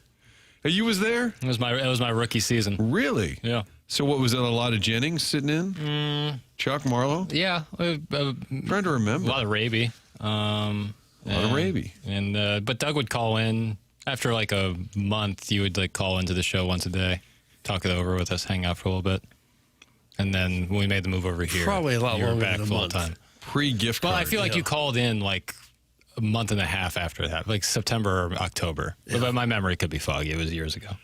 Now, what was it? The last name of the owner, Dave Zobrist? Zobrist. God bless him. Great guy. He paid me all the way through when I didn't show up. Great guy. There. He's paid me all the way one of the through. reasons they went under, apparently, Doug Vaughn got Could paid. well have been. Could well have been. No, Dave Zobrist, I make fun of a lot of management types over the years in radio. Dave Zobrist is a good guy. Yeah. Really. Oh, yeah. Yeah. And you said that was post-gift card era? I think it was, well, yeah, it was at KFNS, but I believe it was in a recently post-gift card world. Maybe Doug being out opened the door for you to kind of just get some chops, right? Get some reps. Yeah, I guess. Kind of like Jack Buck would step out of the booth. Joe, you take it from here. Yeah. It was a big chance. It really was more of an opportunity for Strode to take center stage. And One man's opportunity is another man's blood clot. That's when Ken took hold of the show. It became a star vehicle. The TMA, over the years, the eras, there was the Ken takes hold. Doug's out, Ken takes hold. TMA is brought to you by Brown and Crouppen. 8 o'clock hour brought to you by Fisher Window and Door Store. You can text in. That's the Air Comfort Service text inbox and the Michelob Ultra YouTube chat. Okay, there it is now. I do see. Walrus King says, I agree with the young at heart. Does that help, Doug? Does that clear things up? I'm going to the Michelob Ultra YouTube chat, and that's all I see. I agree with the young at heart. What is that supposed to mean? Someone in the YouTube chat called me the voice of the new generation. Ooh. Is that right? You and Michael Jackson. Yeah, and Walrus King didn't agree with the new generation part, and I just said I'm young at heart. Yeah, of course you are. Oh, okay. Which is all that matters. You know, time is that just clears it up. Well, time's just a construct. It does clear it up. NBA, we got a game 4 tonight, New York. Yeah. Papers. Are the Spurs back in it? I mean, yeah, absolutely. Teams have come back from 2-0 before. Not, I wouldn't say often, but it happens. And if the Spurs were to win this game, they go back to San Antonio with series tied 2 games apiece, all the momentum, with the confidence that they can go win 2 games in a raucous MSG environment. I would say that, that would certainly turn the tides. But if the Knicks are to win tonight, that almost all but seals it. Wouldn't the Knicks tortured fan base, like if they because I think after 2-0 we got it. Right. It's all but like they're planning the parade in their heads. Yeah, This would especially be a torturous new chapter. Yeah, especially since this playoff has been such a dominant run for the Knicks, where it's been like, kind of 12 in a row, 13 in a row. Yeah, 13 in a row, where it's just been like kind of unprecedented Teams kind of don't playoff do that run. in the regular season, much No. less against playoff competition. It's crazy. So I think that sweating a little bit, I don't feel too bad for them. But yeah, I think that the vibe might be a little bit more, not of desperation, but a little more urgency tonight.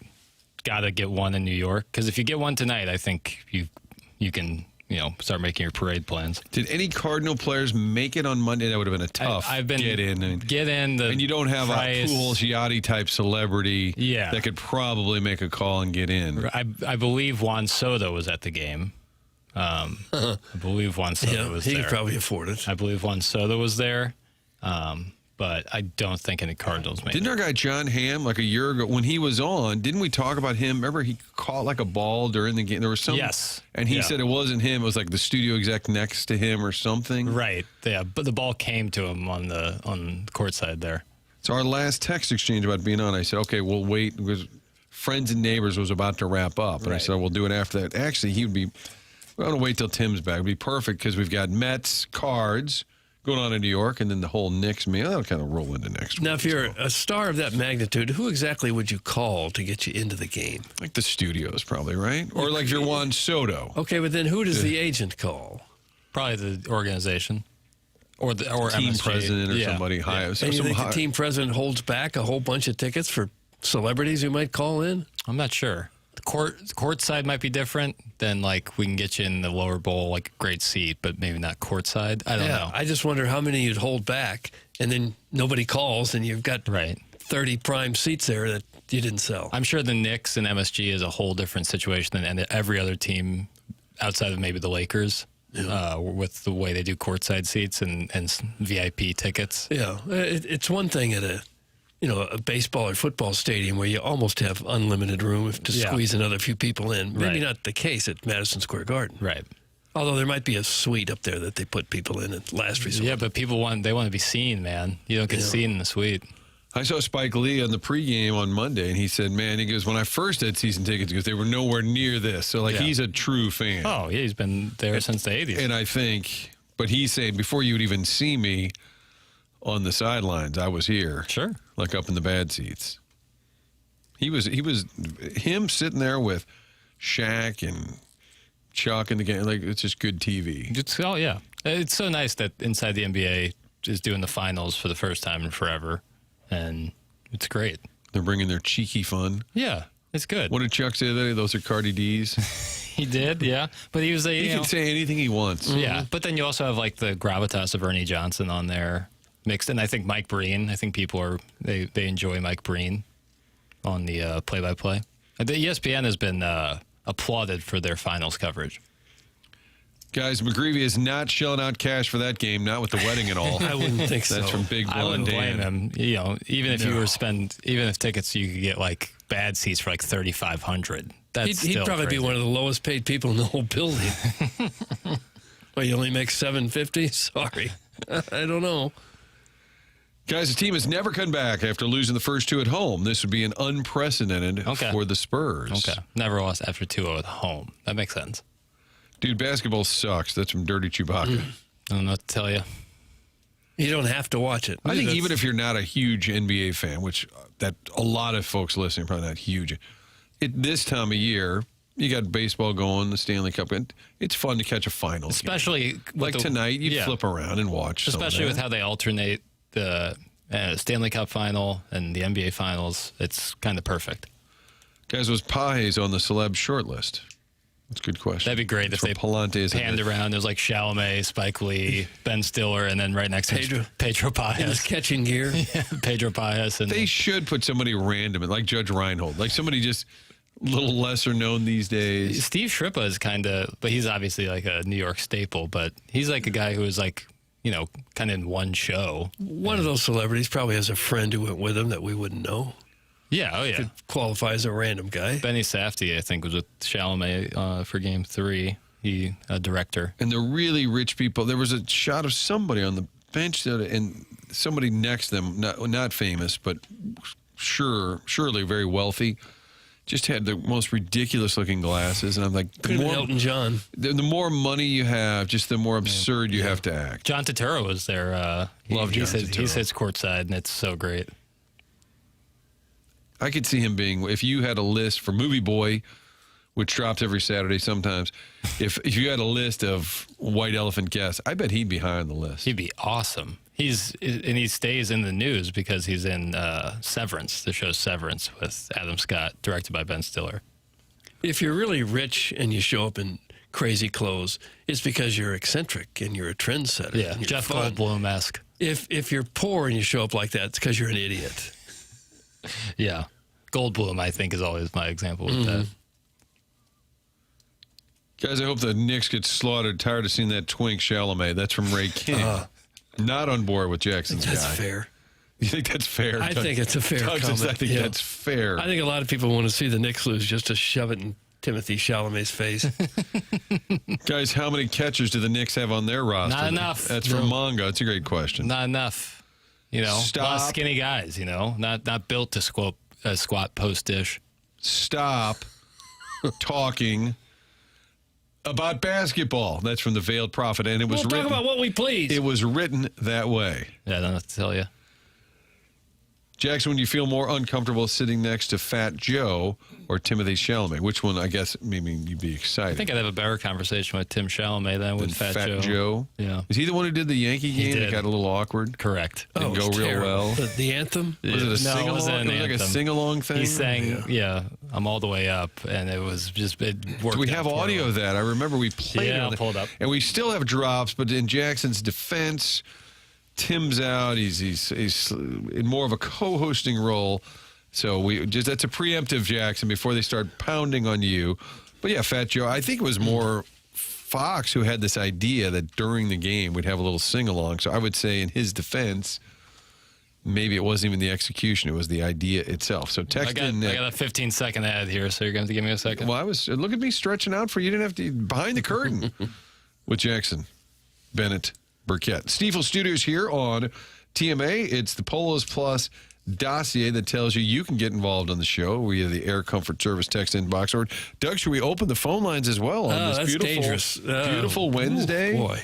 Summer's taking hold. It's June 10th. We got hot weather out there. Doesn't it feel like summer now? Boy, it did yesterday. It's taking hold. Boy, howdy, was it hot yesterday. Our weather had been really perfect, darn near perfect for a couple months. And yesterday was a Kind of like Sahara the heat. Desert I don't like the heat, but type of day. just St. Louis summer, it's not the same unless we get this. Yeah, I feel like one of you could tell us about Design Air, who sponsors Email of the Day. Well, you know what? As hot as it was yesterday inside the home, it was nice and cool. And I can say that because we've worked with Seth Goldcamp and Design Air Heating and Cooling, had a new HVAC unit installed last fall in time for winter. And now the benefits of summer, it really is unbelievable. When you get the new technology and when you meet with them and talk about all the different options, find out about the quality of air in your home, the ducts and just things you don't think about until they sit down, go through the process. The installation team, awesome. Service after the sale, awesome. That's what Seth has tried to do, is maintain the family's reputation. It's a fourth-generation family-owned business. Design Air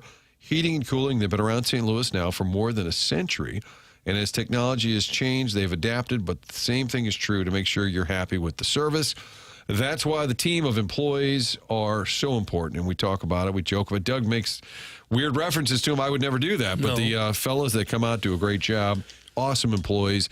Designerservice.com is where you can sign up for a maintenance plan to make sure things are running year-round. Designerservice.com. Support the sponsors, and that's the longest-running sponsor on TMA. Papers, what do you have?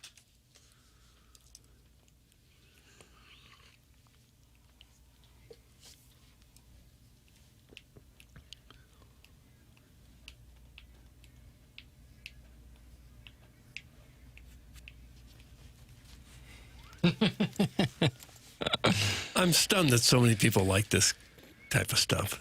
Well, I don't think they like it at Yankee Stadium before World Series Game 3.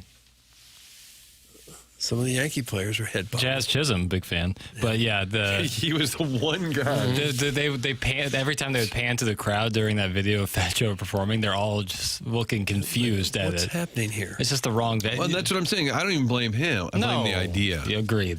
It's just a bad venue for that. Since Martin says Piddles isn't capable, KG drops. I didn't say you weren't capable. You're just being pulled in a lot. Well, it's like, what do you want me to just like ignore you guys, and then it's two people talking, and I just sit over here. Let's have a little drop fest because oh no, he's mad. Oh boy. Well, no, but if you do a little drop fest, then that kind of buys you some time. Okay, I know. No, I'll do it. Hit play. Okay, I'm sorry. You're not just a There's little. a storm a coming, boys. See? But I don't like doing this because I'm going to play something I shouldn't play. What does that mean? It's too whatever. You know, I Just a saw naked guy lying in his bed, I think. Brian Huffman. Well, St. Louis sucks. Hey. The people in St. Louis suck. Hey, stop it. Make it happen, Mosaic. You don't have to worry about what you say because no one's listening. Oh. Hey, Doug, everybody's tired of you bitching about your job. Don't hate the player, hate the game. Nice Let me drop. ask the plowmaster this. Technology and stuff. There you go. Okay, Outstanding. Paper nice little C? symphony. He's a stick, Drops. He's a stick, eh? Big Wall would be fun to get back on. Always love talking over with Big Wall. Talk to him in a while. That was great. Thank you. I'm sorry I didn't mean to put you on the spot. No, it's okay. I just know how these texters are. Well, I don't care. Who cares what they? Whoa. No, but seriously, They're our like, lifeblood. no, Our like show, I'm not not gonna theirs. stop doing what I have to do for my job so I could play like Brian Hoffman saying there's a naked guy in the bed. Right. Pay him no never mind. I got damn work to do. Big Walt's probably very busy, too. With the draft coming up. The draft what is he did? coming up, yes. Scouts all over the world. He's the director of player recruitment. He gave me his business card one time. He said, "What do you think that means?" And I said, well, "I don't know. It's your business card." That was great, Paper. I'm sorry. You seemed stressed now. You were doing just I'm fine. I'm doing fine. I'm doing fine. I assume, Doug, over the last couple of days yesterday Tim was out, I was out, and the text line was very forgiving, I'm sure. Oh, who cares? Again, it's like, who cares? Yeah. You're best off not to read the text line at all. I've been on the program 5.5 years. There's been I don't know like the exact number of days Tim hasn't been here, but literally every time Tim hasn't been here, the text line looks the exact same from KFNS, from HD2, the 101 ESPN. It looks the exact same. This show sucks. You guys suck. Where's Tim? No drops. Boo boo boo boo boo. Yeah. Always been the same thing. Boo. So why it's just, let's start blocking people. When the weather's the same every day and you don't bring an umbrella, it's on you. When the weather's the same, you don't bring an umbrella, it's on you. It's on you. Yeah. Packer Dave, I think Jackson does great work. This isn't me. Like I don't need people. No, I don't need that. It's not. It's same. Jackson DC says I like drops, but see that's what as do I. But the seasons, people, things change. We got him. We got him. He's down for the count. That's from Brian Henshin. Okay. You're not down for the count. No, it's cool. You guys talk it over. Landed a little jab there. We went the whole package. Why don't you guys have Jackson do Jackson's job, and then Kurt can do the drops? Doesn't work like that. It simply doesn't work like that. And I think people are like that. In years past, we've had producers and board ops, and now it's all kind of in one. And it's so. It would be nice if it did work that way. Okay. So you didn't have to keep swirling around and doing. Yeah, there would be. But there was a time, the old 590, they put a board in front of us. Yeah. And Tim will remember these days where we had the drops. It was so awkward, Doug. They'd say, "Oh, wow, that reminds me of that time that Will Clark said, this," and you'd hit the button and it would be the wrong one. There's a skill to it. Papers has got it. Kurt's got it. Stedman had it. Hall of Famer. Yeah. Jackson, we love you. Doug, on the other hand, still up in the air. That's from the 314. That's fair. I think Libby Jack does some great work. I appreciate when he does his job. That's Whatever, from Dale in Grubville. The fact that I'm doing my job is precluding me from doing the drops. So there you go. People don't think you're doing your job. Yeah, right. Because all I'm to do is to play Francesa drops. Guys, is this a good time to call in? Yes, always. Mr. Mudjack Mike. It's a great time to break. We are behind. Here's me doing my job. How possibly be behind? Because you've taken 2 breaks. That's how we're behind. Well, the last one I went to a break, and then 10 minutes later I realized we didn't go to the break. Shall we take a break? What do you say? It's time for a break, Skip. All right, Teammate, brought to you by Brown & Crouppen.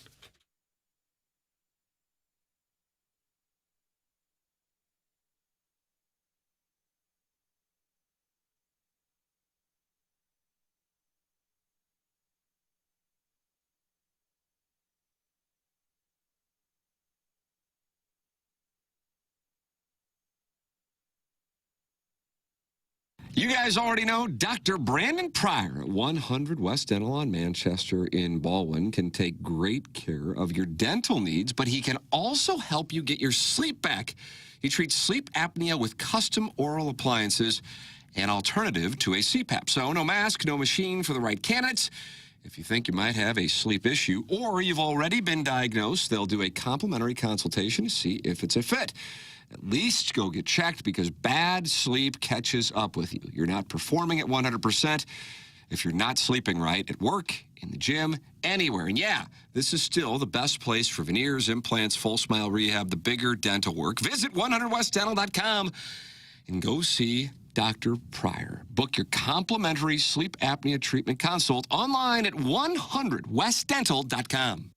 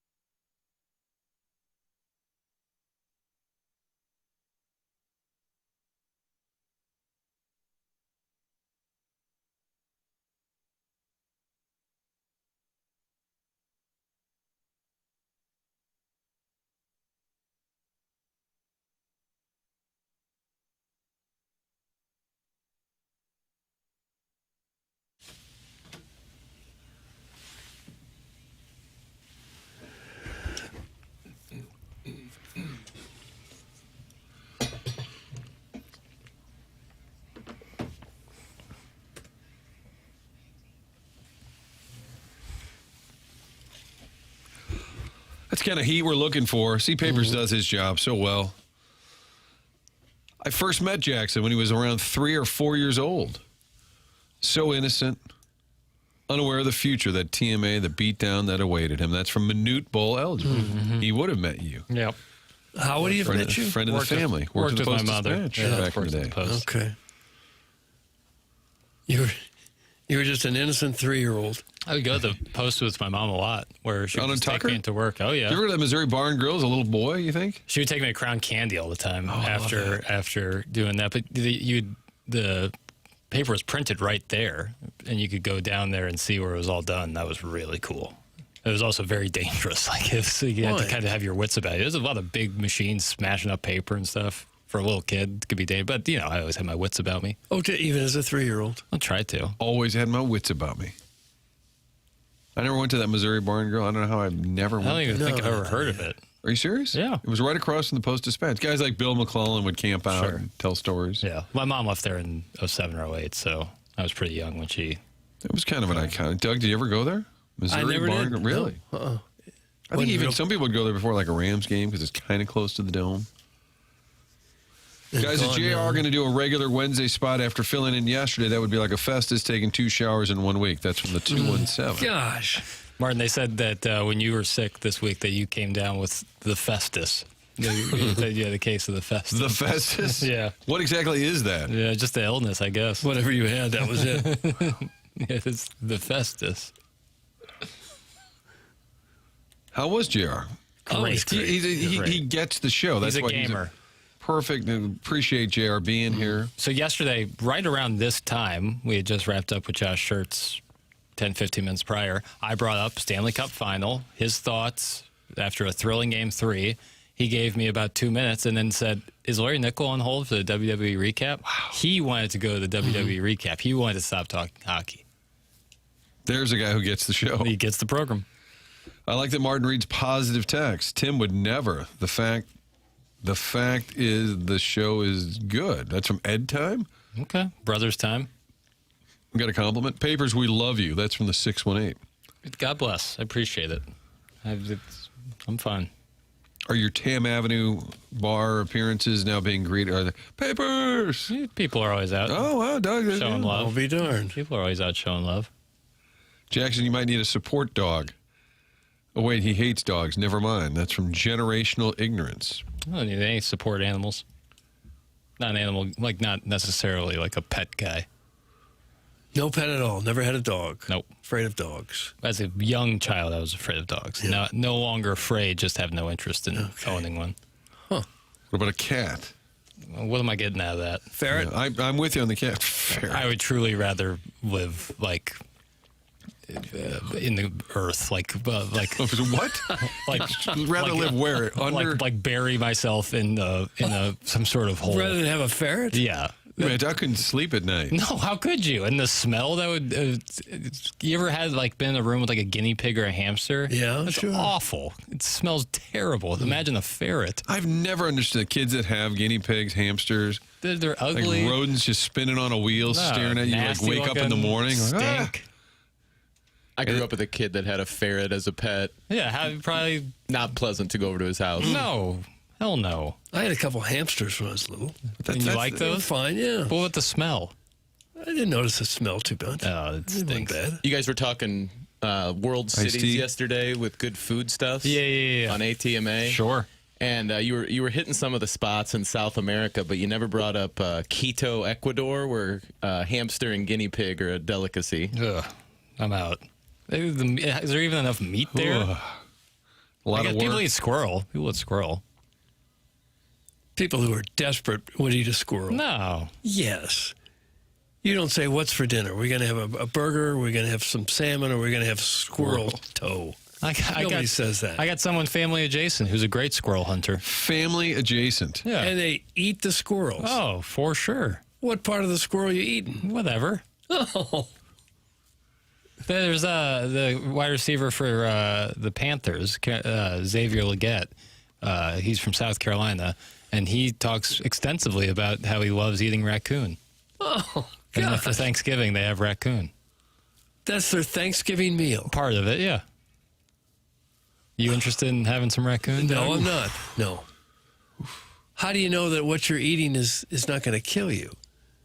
Like with Well, illness? I mean, with pigs and cows and chickens, that stuff's all kind of regulated.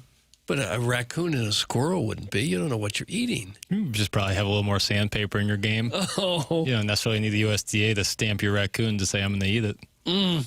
Listen, you high society individuals, I'll eat raccoon ass before seafood. That's from Buzz Killington, 69, 1.6. I'm not a seafood guy either. Oh, I love seafood. But not this octopus that Tim's eating. I don't need a tentacle in my mouth. Yeah. Guys, squirrel is delicious. That's from Mongo. A lot of people say it's really good. I feel like a guy named Mongo might eat squirrel. Yeah. I'm not judging Me those who eat eat squirrel. Guys, I had ant fried rice in Denver one time. Ant? Oh.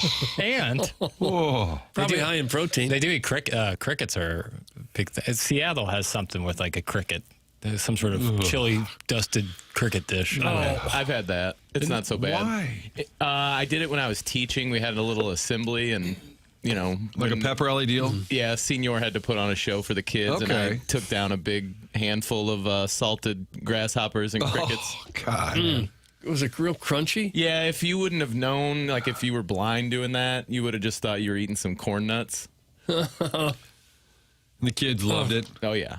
You ever get corn nuts at the gas station? You have a road trip, see corn nuts? I don't see anyone ever getting corn nuts. No. I feel like you're chewing on some bolts. They're like just going to break a molar off. But I do like combos. You ever have some pizza combos? That's going way back. Those are good. The red one. Those are the ones I like. I eat raccoon ass is a great text line name. Is that available in the inbox? I eat raccoon ass. It's available. It's not necessarily rolling off the tongue, but Y'all a bunch of picky little princesses. Is it What do really you- so hard to go to a grocery store and buy real food? for some, I mean, Is that just out of the question? some places, some more rural areas, it's not like you can just go There's always 5 a minutes Walmart down. right down the street. I mean, there might be 20 minutes away. And some people like to hunt their food. It's sustainable. And Doug, if you're going to eat some raccoon, you have to make sure to take out their scent glands that are like pea-sized right by their front legs. If you don't take those out, you're not going to want that meat. I could see that. Right by their front legs. Yeah, it's under their front legs, and there's some along the spine. You got to get them out. Oh. And like Jackson's chicken thing, you can't undercook raccoon. Yeah. I don't even know. Can't undercook it. I wouldn't want to undercook squirrel either. Corn nuts are good. That's from the 618. Sure. Driving through Wisconsin is the best. Meat and cheese in every gas station. That's from the Collinsville catsup bottle. Can you go up on top of that thing, Doug? Or do you just take a picture? I don't think they have tours. They don't have a tour? No. No. I just can't imagine being make you fat. being so desperate for food in this country Mike Lee has entered the conversation. that you're eating raccoons and squirrels. But you judge people for eating hot dogs. No, I don't. You can have a hot dog. Yeah, but you always It's say not terribly healthy, but it's Right. not a raccoon or a squirrel. that's probably healthier. I doubt it. I think it's a lot of gristle. Guys, I didn't have a lot of money growing up, but I was never squirrel poor. That's a DeSoto. That's from Pat Doug's Rump. 2 words, 2 names. Boy, a lot of corn nuts, a lot of squirrel talk. Cardinals beat the Mets last night, 7-0. That's what we call a segue school, Doug. They got 4 runs in the third. They got 2 in the fifth. They win 7-0, 10 hits. Mets get shut out. Dustin May gets the win. His win total is low, 4 wins for what it's worth. 101 pitches, 6 innings. He does seem, I like how fired up he gets when he closes out an inning. Oh, yeah. Got some Screams, guttural moans. real energy there. And probably is, and even though he's not old, he's like, what, 28? Yeah. Probably when they signed him, I kind of, well, what's the point? You're going young, you're going to lose a bunch of games, who cares? But around some of this, younger staff, probably is good to have a guy who's been on the Dodgers, been around a little bit. Yeah, a little bit of Probably that salty veteran kind of vibe, even though he's not that old. Right? Yeah. Has a little bit of that DNA. You know, Probably you're a very young helpful. team when your 28-year-old is a salty veteran. Salty vet. right. Weatherholt back in the lineup. Hit, couple of RBIs. Herrera, 3 hits, 3 runs. Burley, I'm telling you, he's got to be on about a 10-game hitting streak, Doug. What do you say? Yeah. The best pure hitter on the Cardinals. Probably him. Probably Earlier Herrera, don't you think? Yeah. Power hitter Walker, but There's so many that you could say Weatherholt maybe gives you the best at bat. yeah. Herrera might be. I don't like that. Gives you the best at bat. The best at bat is the guy hitting the ball the best. Okay. Jordan Walker gives you the best at bat. He's hitting 301 and he's near the league lead in home runs and RBIs. To me, that's a better at bat. How about in February if I said Jordan Walker is going to be an all-star? I'm like, Yeah, probably a okay. starter. Okay, Johnny Cardinal. Nice. You get your DeWitt seats for that one? Like, nobody. Did anybody have a positive projection for a guy? He's now on pace. 41 homers, Doug. 122 RBIs. It may not happen, but still. He's going to get to 30. 30 and 100. If you had said 30 and 100, you would have been laughed out of the 3-1-4. I'm trying to see who would start over him as an outfielder in the National League. And I don't James really see. Wood with Washington, maybe. He's got 17 home runs, one more than Walker. Walker's got more RBIs. Yeah. Those two guys are probably in. That's the Crow Armstrong. That's the story of the year, right? Horrible start. Yeah, probably not him. Ollie being more popular than he was, being an all-star coach. That's a surprise. The team being good, out of nowhere, competitive, in the mix. That's a surprise. Jordan Walker being an MVP caliber player. Absolutely astounding. Just astounding. I think it's where we all thought his potential could be a few years ago, but given the time in between, it was surprising that the progression happened as quickly as it happened. And like you said, no home runs in spring training until the last game of the season, which And you're thinking, oh, here we go which again. was the result of an ABS challenge. He had to get that ABS challenge right to even get the opportunity to hit that home run. And then after that, it's just been an onslaught. And he's only 24. We could be looking at 10 years of a guy like that. And he's had moments this season, like maybe 5 to 8 game stretches where it, looks like it's regressed a little bit. But when he comes back and when he's got the pop, it just feels different. Yeah. It feels different this year. His at-bats feel different. You don't see where it's like if they get one strike on him and they just throw a slider after slider after slider and he's going to golf for it. He still struggles a little bit with that, but it's just all gotten better. And then, when they throw him a fastball anywhere kind of over the plate, good chance he's going to hammer it. And how about the lineup? Weatherholt, Herrera, Burleson. Walker, Nootbaar, Wynn, Crooks, Gorman, Church. Doug, what do they have in common? What do they have in common? Weatherholt, Herrera, Burleson, Walker, Newt, Wynn. Left, right, Crooks, left, right. Gorman, all homegrown. Every single player is a Cardinal draft pick or signee. Herrera is actually the longest tenured if you go back. He was signed when he was 16. In fact, the whole lineup last night, right? Yeah. Well, that's what I'm saying. Is there anyone who's going to acquire it? And without going through every box score, if anybody has time to do that, feel free. How many teams are doing that on a nightly basis? Yeah, right. Who are north of 500. You could make even that change on and see there. I don't think you'd have anybody. And your one big addition who's making, a fifth of the payroll, Dustin May, has been coming through. 6 innings. He had 6 strikeouts. And for the most part, Cardinals haven't been walking people. Yeah. Although the White Sox would probably be a As far decent as comp. surprises? Surprise in team For sure. composition. A lot of homegrown.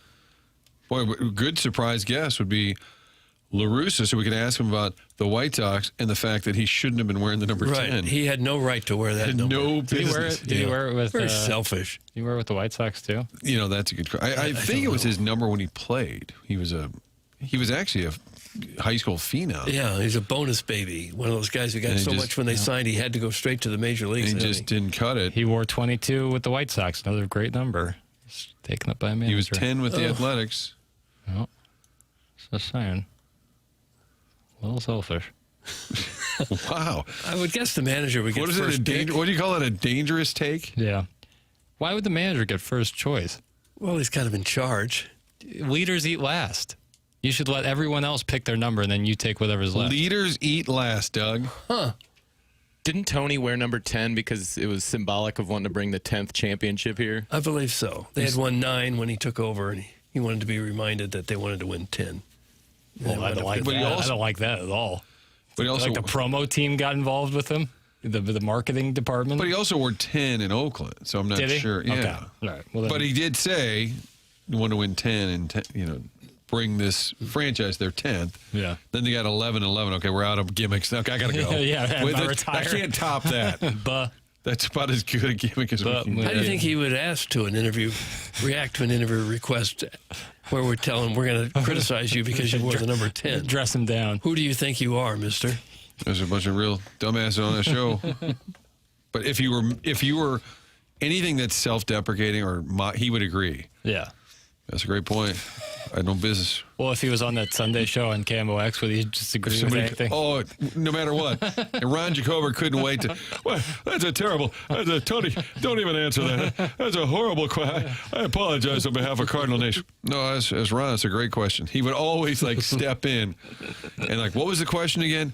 Well, they want to know if the guys should start driving tractors to understand the Midwest better. Yeah, that's a really good point, man. We're going to talk to Walt about it later today. And no matter how absurd, that's how the whole thing started, because I would hear these conversations, crazy, I've been a season ticket holder since 1942 kind of thing. Right. And then Tony would give it total merit and say, that's a great point. We're going to look into that. Tony, I got an idea. What if the guys stop wearing shoes? Yeah, that's a great point. And Ron would just try and clean out the clutter. No chance. But when we have him on, we'll say Jackson had a dangerous take. Yeah, I don't know even how to approach it. It's just what's done is done at this point. Yeah, it's probably too late to go back. And again, done is done. That is 100, the Tony La Russa 10 story. He mentioned it in his book. Also, Piddles, your shoes aren't big enough to criticize our Hall of Fame manager. That's from Sharon and Clayton. Ooh. It's not necessarily a criticism. Shoes aren't big enough. It's not necessarily a criticism of him as a manager. It's just, it's really, when you look at it from a bird's eye view, it's odd that managers, as Chairman Kurt said earlier, have numbers or wear the uniform. It's just all kind of antiquated, which I get. But now, I wish I could see a great player wearing 10. Hey, Doug, that genius Jackson thinks 44 is a lousy baseball number. Has he ever heard of the Hammer, Hank Aaron? Yeah. Or Willie McCovey? Reggie? I just don't think it's a great, for a position player, it doesn't look great. This is where I'm at. I get that some greats have wore it, including one of the greatest, if not the greatest power hitter of all time. However, my take remains. Well, it's too late for you to tell Hank Aaron or Willie McCovey that they had no business wearing 44. But you can still get to La Russa and rip him. Get them while they get in the game. Mm-hmm. Guys, alpha dogs eat first. You were saying leaders eat last. Make sure your people are fed, and then you take care of yourself. That's a military phrase for all of you cowards from Vizzini. We're talking about leaders eat last, I'm assuming. It's a book I think I read in college. However, though, if you're on an airplane, they say that make sure you get your oxygen mask on first so that you can help others. Because if you can't breathe, then you're not going to be... Then nobody's breathing. Yeah, no help to anybody. Right. Now, these are back-to-back texts that came in at 8:53, so that's 4 minutes ago. Johnny Layup says, does Mo deserve credit for these picks performing now? And then the one right before it, the clever name texture. Does Mo get any credit? Two different textures saying, well, I think you could look at, so Flores and Mo say, hey, these are all our players. But then conversely, Doug, you could say, well, how come you couldn't get more out of them? Right. I think that does cut both ways. All right, I was going to limp to a break. Jack's going to be a hard rap. Do we need to hear from Tim first? Do we need to hear the question you just asked, Martin? I thought you were about to play some Tim. That's why I thought that's what you were doing. Well, I mean, we have a title sponsor to this whatever you need, buddy. We have the sponsor of the God bless it. I'm really lost right now. You're fine. Do you want to just go to a break? Please. Okay. Oh my God. The tires are screeching. It's time for a break. It's TMA brought to you by Brown and Crouppen.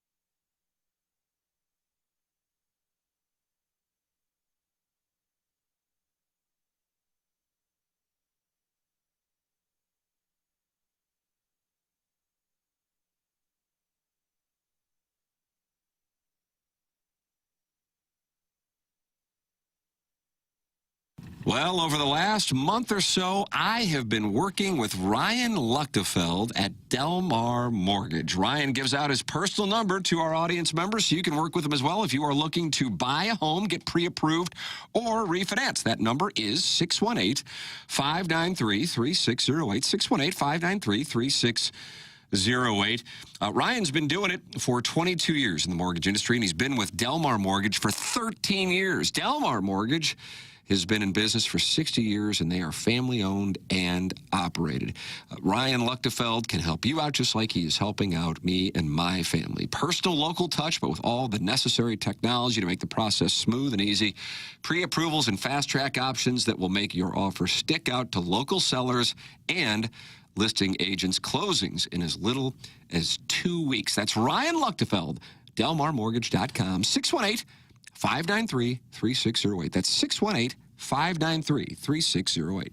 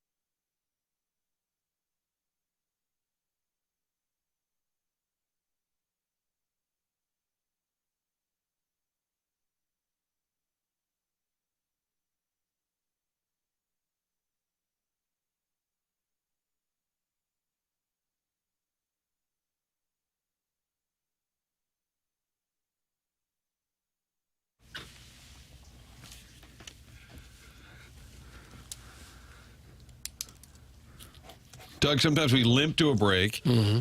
Sometimes we do a hard pivot. Oh, I would think, yeah. Into sports talk. And as soon as we just started chopping up that Cardinal homegrown lineup, immediately the text said, that's enough. Get back to the vermin talk. Okay. You just can't win. You do have after the morning after for all your head cheese and oxtail soup discussions. That's coming up. Have you had some vermin in your house? Yeah. Get a little mouse in the garage kind of thing, but in the house, it's like a vermin. You've had actual what, like raccoons? Raccoons in the my attic, God. yeah. Yeah, 5 of them. Oh, my God. Whole family. What do they do? Do they capture them? They don't shoot them dead in They the capture attic. them. They put a trap There's a job. on the ground right next to the tree that they use to climb up onto the roof and then peel part of the soffit out so they can get in the attic. But they go right in the trap. They went right in there, one after the next. Nobody really knows Not what like they when do you with call them. me a boy pig. No, I've heard they teach them to swim, but they don't learn. I guess some say they drown. They take them and drown them. It's hard to believe that they take them way out in the woods and release It's them. not 1967 anymore, Doug. No, it isn't. What was the context of that? Who Do you can remember? know? Who could know? It doesn't matter. It applies to it's so a much. gem. Was that pre-gift card? Was it post-gift card? Sounds pre to me. It is Team A brought to you by. I am enjoying Me the too, base burglar. Sorry, Martin. And the context on that couldn't be any better. Probably It was after on- a bad start to an interview. He was on hold. He was promoting Old Newsboys Day. The great Lou Brock on hold. And the segment was sideways. Something rather tawdry, Doug, we'd say. And then we're like, oh, Lou Brock's with us. Like, hey. Hey, Baseburg. He was such a humble and he said, I've been on wonderful guy. hold for like 10 minutes. He goes, I'm enjoying this. There's no possible way. Oh, God bless him. Love Lou Brock. Yeah. Gosh. How could you not? Thank you, Papers, for bringing us back with some drops. Bet. 9 o'clock hour is brought to you by Mark Hanna. We closed out the 8 o'clock hour, brought to you by Fisher Door and Window Store, Window and Door Store. Fisher, Window and Door Store. The Polos Plus dossier says that it's wide open. This is a Doug likes to take phone calls. Well, the phone in lines the are 9 poison. o'clock hour. Our guy from Des Moines had just called in. But then he disappeared. Why did he Well, do because we did a hard break, which we can't wait never 5 do. minutes? He said he'd hold through a break. This one's on Lied. him. He's a liar. He lied. Wow. Well, he made a Sideways. fool of us. He's Got our hopes up, really. we're all excited. Doug, how sad is it? We get all excited because somebody called in. Oh, wow, the phone's ringing. Look, Dad, the phone's ringing. But you're welcome to call in. And, Jax, what's the number to call in? I should know. 314-974-0101.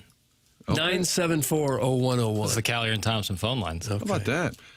From the Michelob Ultra YouTube chat, we need a Rich Gould call in. Badly. We need an Uncle Rich update. He was texting me last night. He really likes that Vegas pregame hoopla. Oh, really? Yeah, I won't say everything he said, but he thought it was better than what we have. This isn't a dangerous take, but it's Okay. a take nonetheless. One of the worst uniform matchups I've ever seen in the Stanley Cup Final last night.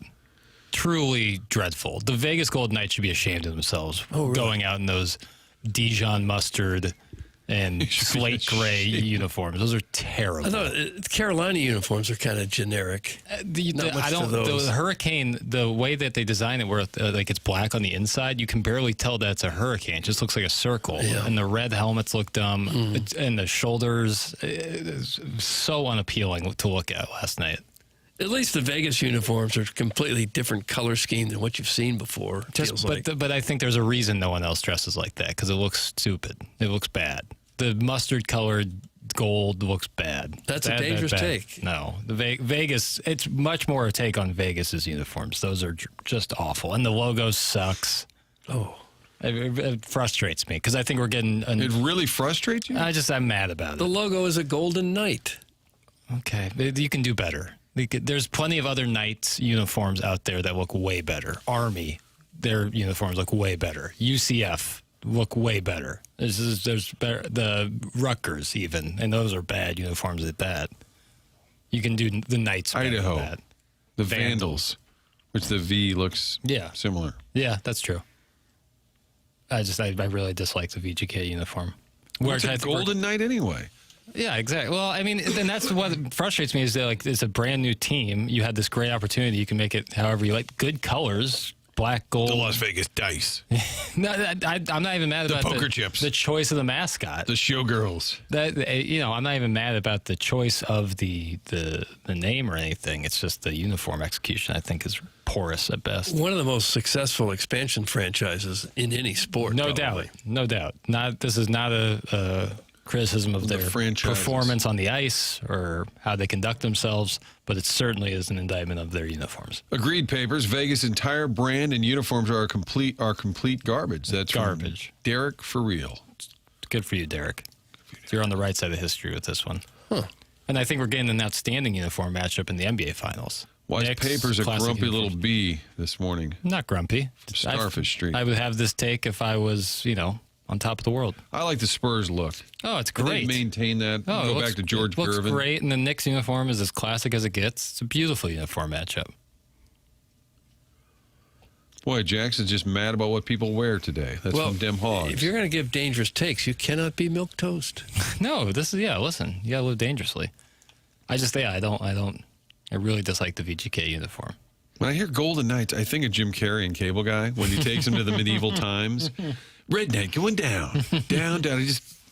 It feels like a medieval homage. Yeah, it doesn't really have much of a Vegas DNA. Yeah, but how many different like gambling innuendos can you make in a mascot? And they're like, well, let's not mention anything that adjacent to gambling. We wouldn't want to see Brendan Sorsby. We wouldn't want to sully the league in any way. A lot of people mad at Jackson for being mad at the uniform. Or do they disagree with me? That's what I ask. Are people out there really like, no, I think the VGK uniform, last night specifically, that mustard and gray looked I'm good. just proud of you for watching. Yeah. How much did you watch?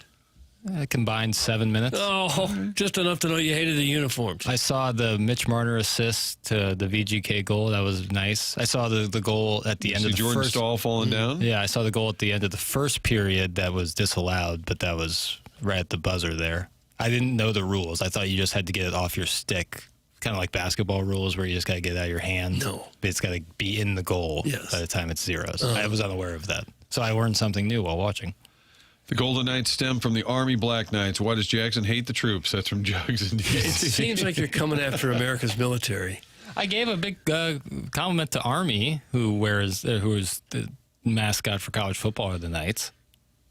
Well, the young men and women in our military did not deserve the scolding you gave them. I guess. 99% of straight men don't care about uniform colors or have a take on them. That's from the Heiser House Hooligan. Wrong. There's a whole site that guy, is it Kramer on Sports or whatever, that does a whole thing about logos and uniforms. Uniswag is a big Instagram account with uniforms. What about the Nashville unis? Do you have a take on the Predators? Bad. Because that's kind of mustard yellow. And that's more just like pure yellow. It doesn't, I mean, it's like synonymous with Nashville, I guess. Kind of like, I don't know. I see that and I think, yeah, that looks like Nashville. So I'm not. Why would yellow be synonymous? It's not. It's just, it's my association with them because they've been the Predators there for a while now. Okay. And I just, whenever I see them, like, yeah, that makes me think of Nashville. Well, so sure. It works. Okay. Logo's fine. The Buffalo Sabres still have the best logo in all of sports because they get both their city name and their team name in one concise circular logo. Oh. I completely agree, Jackson. Golden Knights feels like the Washington Commanders. Logo is ass. Dirty Dan, the garbage man. I like the Commanders' uniforms. I'm out there saying that. Missouri's yellow looks a lot like mustard. It's from Dem Hogs. Like French's yellow, maybe. French's yellow. That's a specific mustard. Mm-hmm. Okay. The VGK is more of a spicy brown or even a deli mustard. We said the Don't owner. say spicy brown. Is that name taken? No, it's more of a deli mustard, which I like. Deli Delicious. mustard. Well, one thing you wouldn't like is if your air conditioner Thank didn't you, work. Because it's, going to get really ugly today. It's supposed to be in the low 90s today. If your airco's not working, mister, you got some problems, but not if you call Design Air. Design Air Heating and Cooling to the rescue. Seth Goldcamp and his crew will take great care of you. His family has been doing it since 1904. They have seen it all at this point at Design Air. They believe in honest work. You're not going to be sold something that you don't need. So whether you're dealing with the extreme heat or the St. Louis cold, they have got your back with dependable service and no pressure solutions. They got a great staff of technicians who will come out there. It's a home of the handsome repairman. There's Brad with his huge sex appeal and the very helpful Anthony. Any number of technicians can come out and get you taken care of. I suspect the phones will be ringing at Design Air today because when your air conditioner is put to the test, if you didn't have that regular maintenance plan that Design Air offers, you may have a bit of a problem. So here's the website if you need to call Design Air today. It's designairservice.com. Schedule your service today. Design Air, comfort you can count on since 1904. Design Air brings the heat and the cold. He's heating up. Guys, Jackson complains as much as Icky. That's from stolen gift cards. What was I was not complaining. That was called a take. You ever heard of one? Ooh. God, now you're getting snippy with I'm us. not complaining about the uniforms. Complaining to me that I wanted to see something changed. I don't care. I'm saying that I think it's a bad uniform. VGK's all white sweaters and the kit are the best in the game. Their all whites look real good. That looks good. It's just, it's simply this must, and the logo's terrible. The logo sucks. That was from the Arnold Water Tower. Vizini said Papers is the Heidi Klum of local sports radio. Hard Body. Every time Jackson says VGK, it sounds like he's talking about the DJ Avicii. Isn't he dead? VGK. Avicii is dead. That was Chuck's favorite guy, Chuck Marlowe. Am I not supposed to? I thought people called them VGK. No, you're right. He just said it sounds like Avicii. Oh, You're okay. reminding him He's saying of my Avicii. pronunciation. Yeah, sometimes I mumble. Jackson, 100%. Terrible. Other than Nashville. 2 worst uniforms in the NHL. That's from Jim Edmonds, tractor mechanic.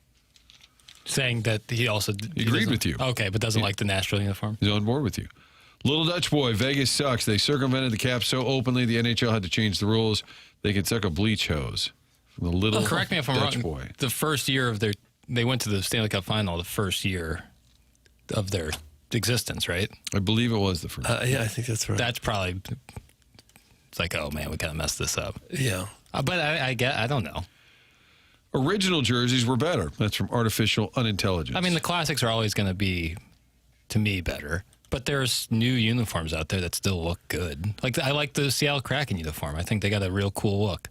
The expansion rules were very much in Vegas's favor when they came into the league. Right. But I think that makes sense for the league. to allow expansion teams to have success early, to capture the fan base right away. We'll give them the have- opportunity. Be a hockey town forever. It's never going to be like you're not going to gift somebody an appearance in the Stanley Cup Final, but you can give the opportunity for them Right. to be better. I expect that helped the Blues a lot, and St. Louis is a hockey town. Going to the Cup Final. The first 3 years they were here, they went to the finals, and that didn't hurt anything. Craig, would you say you guys should be bullying these hoes? Oh, It's fair. Bobby Big Wheels, this is the only hockey take I'm going to support Papers on. Vegas had a blank slate and dropped the ball. Yeah, exactly. That's why I'm more. That's why it upset than bothers you That's why more. it bothers me more than anything is that like you get like this. It's not like you've been like saddled with a bad uniform. I would say Oklahoma City Thunder same way. You got this fresh start, and I don't like their uniforms at all. Mizzou basketball during the Paulding Johnson era had the mustard unis. I kind of enjoyed how ugly they were from Golden Hoosier Shoe. The worst. I don't know how you guys remember this. The stuff worst about unis. use of yellow or gold in any case to me was always the Rams pants. I thought those were just awful. When they would wear the blue top and the gold, the When they bronze switched pants.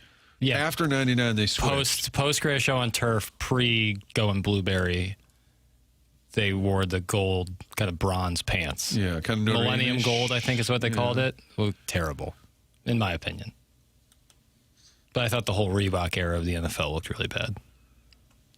and then Kevin Timoff told us it would take like 5 years to change Yeah. uniform colors. Yeah. You ever And guys? then the day they moved to L.A., they seemed to have a new uniform. Yeah. Do you guys ever have one of those like Reebok NFL uniforms? The material was made out of was like satin. It was just dreadful. Not fun. Not good to wear. It was a huge improvement when they made them switch over to Nike. Huge improvement. Guys, enough with the sports. Where's JR on the potty talk? Is JR doing potty talk? JR was kind of leading the charge on the potty talk, if we're being honest. It felt like he was freed up yesterday. Really? Yeah. I loved it. Off-season JR. Cuffs were off. Yeah, off-season JR was in rare form. Guys, the Kraken did the Blues dirty. That's from the St. Lunatic. That's from the Because of Michelob Vince Ultra Dunn? YouTube chat. Is that because of Vince Dunn? He's the only guy I can think of that went Blues to Kraken. Because Schwartzy signed there, right? Okay. Oh, yeah. Okay.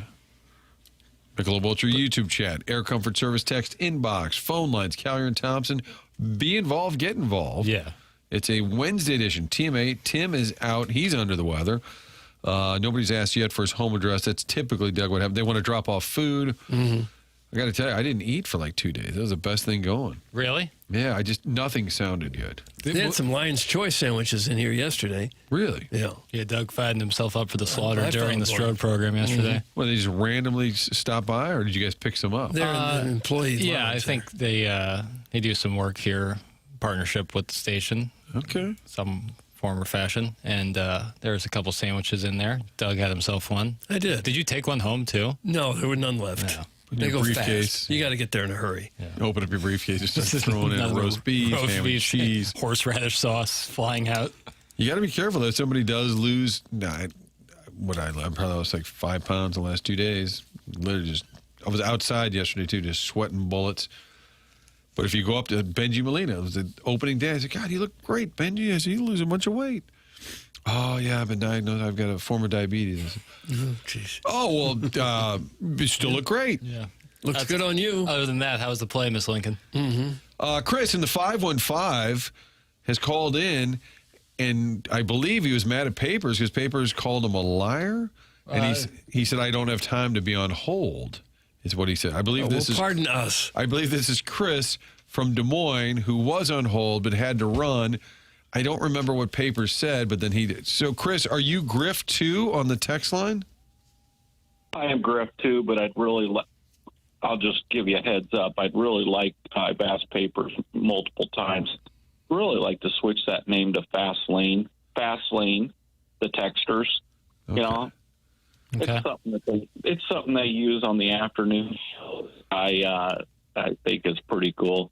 Anyway, the first thing I've got for you today is I'm suspending Doug. I'm putting him in the suspension log. What is that? He at 9:17 a.m. yesterday morning, twice in 2 minutes, he called Papers a son of a suck ass. No, sack ass. Sack ass. I like suck ass. Sack ass, my problem. But Doug, you understand. So I'm officially putting you in the Griff 2 suspension log. You didn't care for the language? I'm also assessing a 30% tariff, and this will be for a period of 48 hours minimum. It's my suspension log, you. But what was it, Chris in Des Moines? What, you just thought the language is too strong? Yeah. No, not necessarily. I just I don't know the years and I don't know the times. Yeah. From yesterday, but I'm guessing it was yesterday about 9:17 a.m. if you go back and listen to a TMA podcast. So anyway, I'll Doug, you're suspended. Love you, man, but yeah, unfortunately, you're in the suspension log. Doesn't feel very good. It's not meant to. Hey, I sent you guys a picture on. I'm having a hard time. This is the real reason for my call. I'm having a hard time. You know, I'm fever season ticket holder. I saw 5 games in St. Louis last week. Got there on Tuesday or Wednesday. I don't even know what stinking day it is or where I am. Yeah. And we left on Sunday. My silly ass, 55 years old. Now, granted, I'm 5'9", $155 tops. So, but I've got a pretty nice beer belly. So we did the old tarps off. Not kidding you. My 55-year-old ass on Saturday afternoon is out there in the sun doing tarps off. I'm not going to lie. Guys, just go do it. I did it for 2 Cardinals at bat and 1 Reds at bat. So I was out there an inning and a half. It's pretty fun. It really is. It's something different. You know, I'm a traditionalist. I've been going to Busch Stadium since I was 4 in 1975. But anyway, really struggling between Cardinal baseball and Beaver basketball right now because we leave for Indy next Monday. We'll be there the whole week. Then we're flying to Vegas for a couple things out there. Get married on June 26th. Oh, you're getting married. I thought you were married. Congratulations on that. Yeah. Everybody thinks we're married, but we're actually putting it on paper. With my deteriorating health, it's probably best if we just make it easy if I were to croak. Anyway, so Cards baseball, it's fun. It's exciting. I've told people my wife's going to need a date in Indy, and I'm going to need a date in St. Louis so that we can do our own thing. Funny thing is I don't know when I'm going to be. We leave Monday. I don't know when the hell I'm going to be back in West Des Moines, Iowa, because between St. Louis and Indy, it's nonstop until the Cardinals screw it up. But you know what I'm saying. So is the Indiana Fever, are those tickets still coveted in Indianapolis? Is it still a big deal? Well, here's the deal, Martin. My average cost for my tickets, I'm in section 105. It's club levels. Doug, he's in 105. He's in section 105. 105, row 3, seats 1 and 2, club level, dead center court. Now, club level is not. So anyway, my seats, the average cost, if I break it out per ticket for the season, for me is $86.73. I have sold my pair for $1,000 for 4 games this year. Huh. So my entire package for the year is $3,868 or something like that. Don't quote me on it. But 4 games, I covered our entire. I pay for. We got a place in Indy now where the players that take team housing live. We actually have an apartment there, a 2-bedroom. It's a half a block from the arena, so we stay there. We love it, and we go like on June 17th, next Wednesday. We'll be sitting down at the pool. We know for a fact Damaris Dantas will be at the pool with us because my wife she is kind of an introvert, whereas I'm an extrovert. But the girls all know. Like it started with Sophie. Sophie sent Damaris to us last week and said, "Just go knock on their door. Sandy will talk to you." Well, Sophie doesn't live there. What's happening? What the hell are we doing? I don't know. What's the bottom line? Where's the mo? Where's the mo? Where's the mo I gotta drop? do something. Like, come on. Like, Okay. I believe, Chris, if I could sum up the call, and I don't know that I can. You were saying that it's a bigger debate this year to pick between going to a Fever game and a Cardinal game. Right. You're damn right, Martin. Thank you. Calm down. Well, hey, you've been suspended. You can't even talk, Doug. It's my logule. He's got his own logule, and he's hanging with Dionys Somebody up Dione there. or Yeah. somebody. Well, Chris. Okay. Papers knows who Demiris Dantas is. I guarantee it. Yes. right. Okay. But let's hit the hole here. Let's start running north and south. We're doing a lot of east to west. No, this is one of those late kickoffs where you're down 9, just flip the ball. Yeah, seriously. Flipping the ball. Either go out of bounds or go for the end zone here. Go for the end zone. All right, Hey, Chris. I got one last thing. Wrap it up quickly. Been here a long time. No. One last thing, and this is for Papers. I said, I've been thinking, I think on he's checked December out. 20, on December 29th. Now I don't know the date, Doug, and you're suspended, so don't comment. But I believe it was. How long is this call? I believe it was the Monday after, right before the first of the year, and you guys were talking about pumping gas, and Papers said, "Well, what's the big deal? You grab the nozzle, put it in the hole, start pumping." December 29th. Go back. No, it sounds like a take I would give. It doesn't sound very groundbreaking. It was okay, but here's relevant, Your Honor. Here's the second part of that. So today he's saying I have no place in my life for dogs, and my thought is, okay, you're gonna take the nozzle, put it in the hole, and start pumping. Those were his exact words. I know for a fact. You can listen to it. Okay. Today he says I have no place in my life for dogs. So I'm wanting to know, what if you meet a hottie with a dog, Papers? Don't be telling her you have no place in your life for dogs while you're giving it to her from behind. Put him down! Yeah. Put him down! Useless. Put him down! I mean, that's Get off this station! truly one of the worst calls in the history of this program. The whole call just to get to that setup. God was bless the America. whole. Doug, mark me down for a 2-day suspension, please. Yeah, I mean, someone's got to pay for that. Yeah. What did you say his name was? I didn't even remember what his name was. No, suspend Chris? me, not him. I'll take that Yeah, one. Kurt is taking the blame for taking the call. Leaders eat last. Okay. Chris from West Des Moines has indeed been suspended, and because he tried to turn the tables on me, the charges have been trebled. He's suspended a period of 6 days' time. They're not even cleaning up the language on the text line. It's just mother. It's all spelled out. The F is just being spelled out. I can't read the F word. I'm sorry, but it's being texted almost constantly, somehow referencing the call. What was that name he said Jackson would know? I don't even remember it anymore. We caught eyes after he said that name the first time. I blacked out for a minute or two, and he was still talking. He was still prepping the story. Like, you got to go, man. This isn't the slow lane. We've been asked not to take any more calls from Iowa. Yeah, the whole state's on suspension, actually. Somebody take control of this damn show. Ditch the moron. Half of the Quad Cities out. Guys, suspension isn't enough. Execution, maybe. Well, he wanted to share a story. I'm not sure what the story was. I'm furious. That we did it to ourselves. I'm furious. I agree with Kurt. You blame yourself. You look in the you mirror. only get so much time on this earth. Yeah. On this earth. And those however many minutes felt like an hour are just never coming back to us. We're never getting those back. This one's on Kurt. Jesus. Stupid Hawkeyes. Now the whole state, basketball. Yeah, I want the Fever to lose every game. Oh, no. Oh, gosh. No. Someone's got to pay for this. All right, we actually legitimately have to break. Jackson, did he change your thoughts? Getting frustrated over here. Jackson, did he change your thoughts on dogs? No, nothing. You want the great ending to the whole thing? He would start a sentence and then keep going back. I don't know the dates. Go. Well, he was doing. Talk. But he was doing material.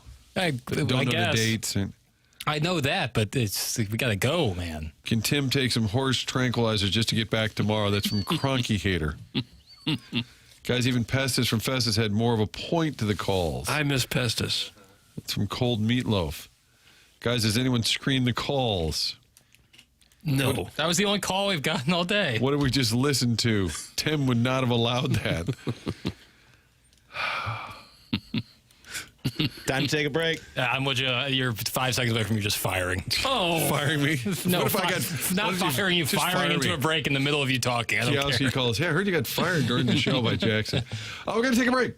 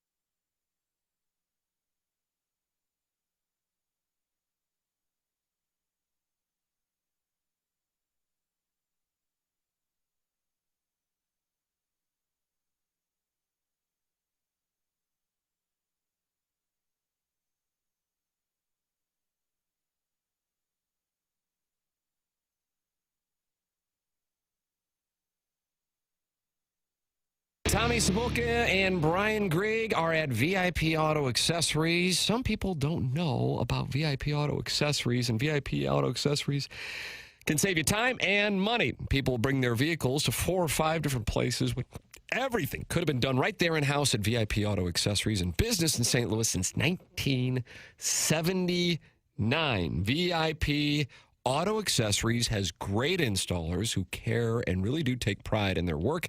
They maintain old-school business philosophies. They will do it right. They will tell you the truth. Simple as that. For commercial upfits, for graphic solutions, for hail repair and touch-up, and for aftermarket. It's VIP Auto Accessories online at VIPAutoAccessories.com. For all your commercial vehicle upfit needs, ask for Tommy Sabulka. And for all your aftermarket vehicle accessories needs, ask for Brian Grigg, and let them know that TMA sent you. VIPAutoAccessories.com.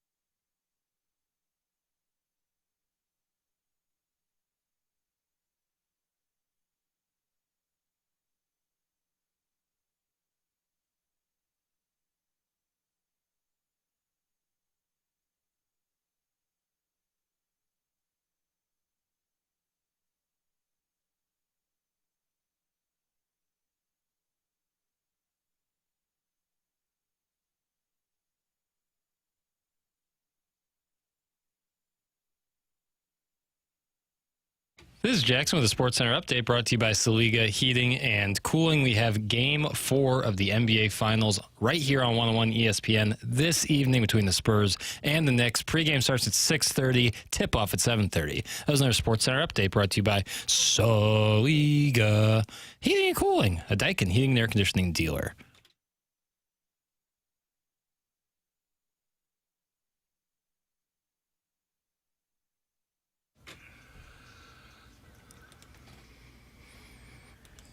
By the way, Chris in Des Moines has issued a statement. What's he say? Via the text line, he said, "Love it. You guys have always enjoyed my calls.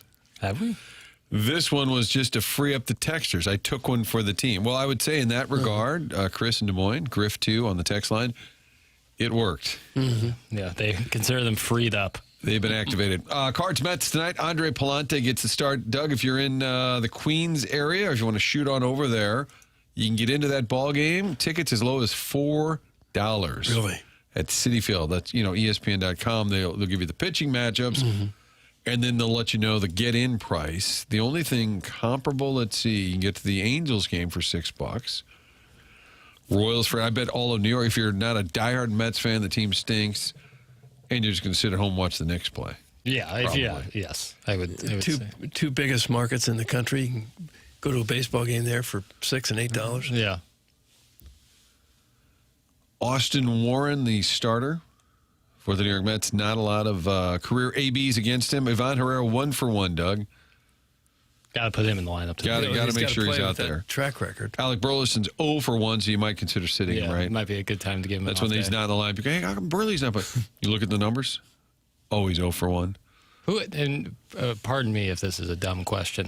Who is the backup first baseman if Burleson is not to play? Well, I think Herrera kind of can play first. Okay.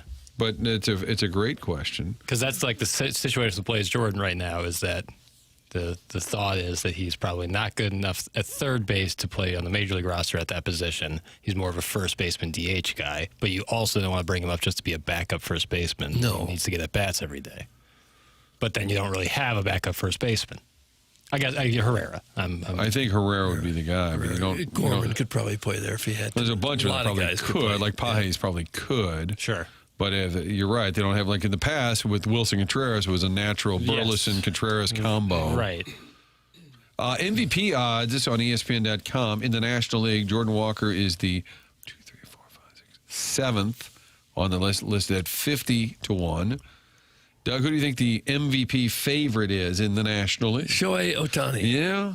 And it's interesting because his batting numbers are decent, for sure. Not by his standards. Yeah. But is he the MVP favorite because he's been so good on the pitching side? And wouldn't you just say, well, he's going to win the Cy Young? It's a tough spot because... Are you voting for the MVP because of the pitching? Right. Wait a minute, you're already going to vote for him because of the Cy Young. Right. It's like if you're such a dominant pitcher where just as a pitcher alone, you're probably not MVP, but then you match that with, if he has another 30, 40 season, then it's like, okay. Well, if he's one of the top pitchers in the league, maybe the best, and he hits anything at all. That's what I'm saying. He's the most valuable player. Right, that's what I'm saying. You know who else is on the list? Kyle Schwarber, second. I would think. Corbin Carroll, Juan Soto, Bryce Harper, Matt Olson, Jordan Walker. How about that? Boy, it'd be tough to give it to Juan Soto in a year when this team is so bad, although I know with baseball it's not. Well, and if his numbers are robust, but right now he has less homers, less RBIs, lower batting average, lower OPS than Jordan Walker. But you like where he's at. And he's getting paid $700 million. I think the number is 765. Whatever it is. And Juan Soto. private suite for the family or whatever it is they like to throw in. 15 years, $765 million, an AAV of 51. That's where... $51 million a year. Mm-hmm. He's making less than our guy Kyle Tucker. Yeah, somehow, some way. 60. Somehow, some way. That's where, and I know you're sideways at the skipper for having worn the number 10 years ago for St. Louis, but he was adamant that he hated like the big deals for the players. He said it's human nature. Like you lose a little of your edge. Think about every one of these Cardinal players right now. Burleson, Herrera, none of these guys have made the big money. They're highly motivated every day to produce. You want some, Juan Soto's deal includes a full no-trade clause. A signing bonus, Doug. You want to take a guess on that signing bonus? Oh. It must be paid within 60 days of signing the contract. $100 million. Not that $75 million signing bonus. Nice. It's just a check. If he is to win MVP, yeah, right. It's direct deposit of $75 million. If he is to win MVP, $500,000. If he is to win more than $1 million for each. Second place gets him $350,000. Third to fifth gets him $150. So that could be a big deal to voting there. If he's to get fifth, an extra $150. MVP of the World Series, $350,000. If he's to win any LCS MVPs or a Silver Slugger, $150,000. And then every time he makes an All-Star game, $100,000. He's currently hitting .276, 13 homers, 30 RBIs. He both has the largest total value contract in MLB history at signing and the longest contract in MLB history at signing, 15 years. Mm-hmm. He will be paid $46 million until he is 40 years old. He is currently 26. Guys, Ohtani leads the National League in OPS. I mean, he does have decent offensive numbers, but by his standard, I'm saying it's not as like a runaway MVP type offensive year for him. Martin, we covered this topic yesterday. Martin, we got 3 times in a row from the Heiser House Hooligan.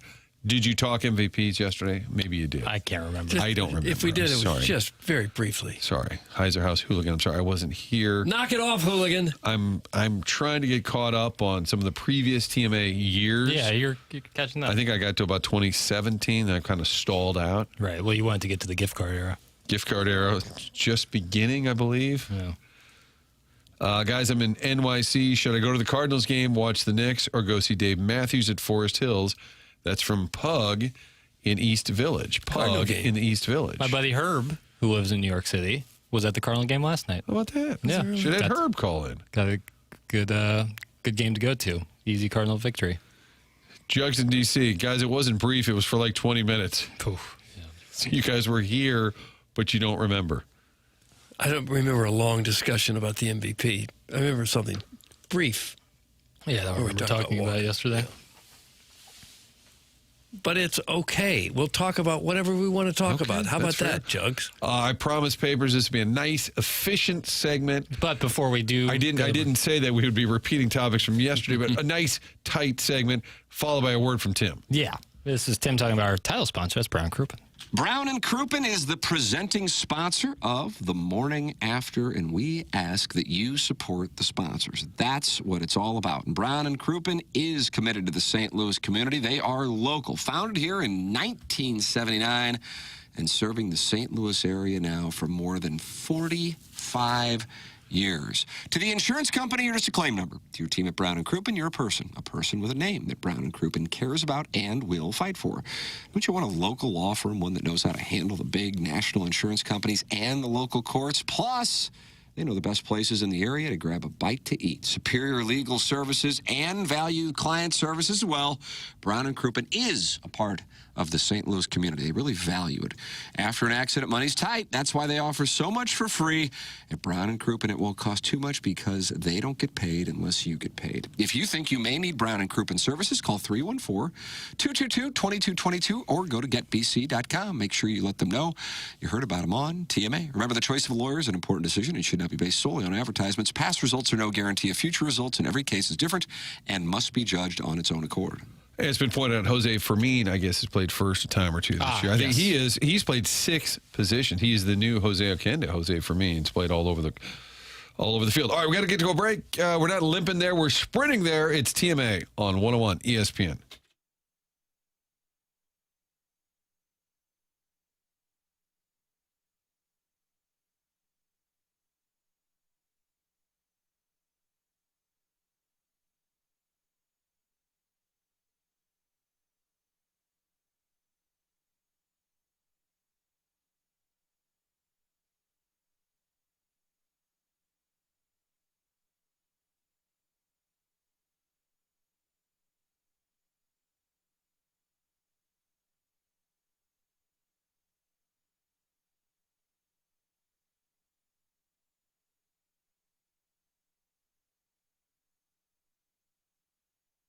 Ready to hit refresh on that bathroom. It's tired, it's old, it's falling apart. Here is what you do. Go to Michael's Baths, that's plural, Michael's McKernanBaths.com or call for an appointment. And they'll walk you through the process there, tell you what you can do to change it up. We did that with the kids' bathroom. It was old, man. It needed to hit refresh. We did that.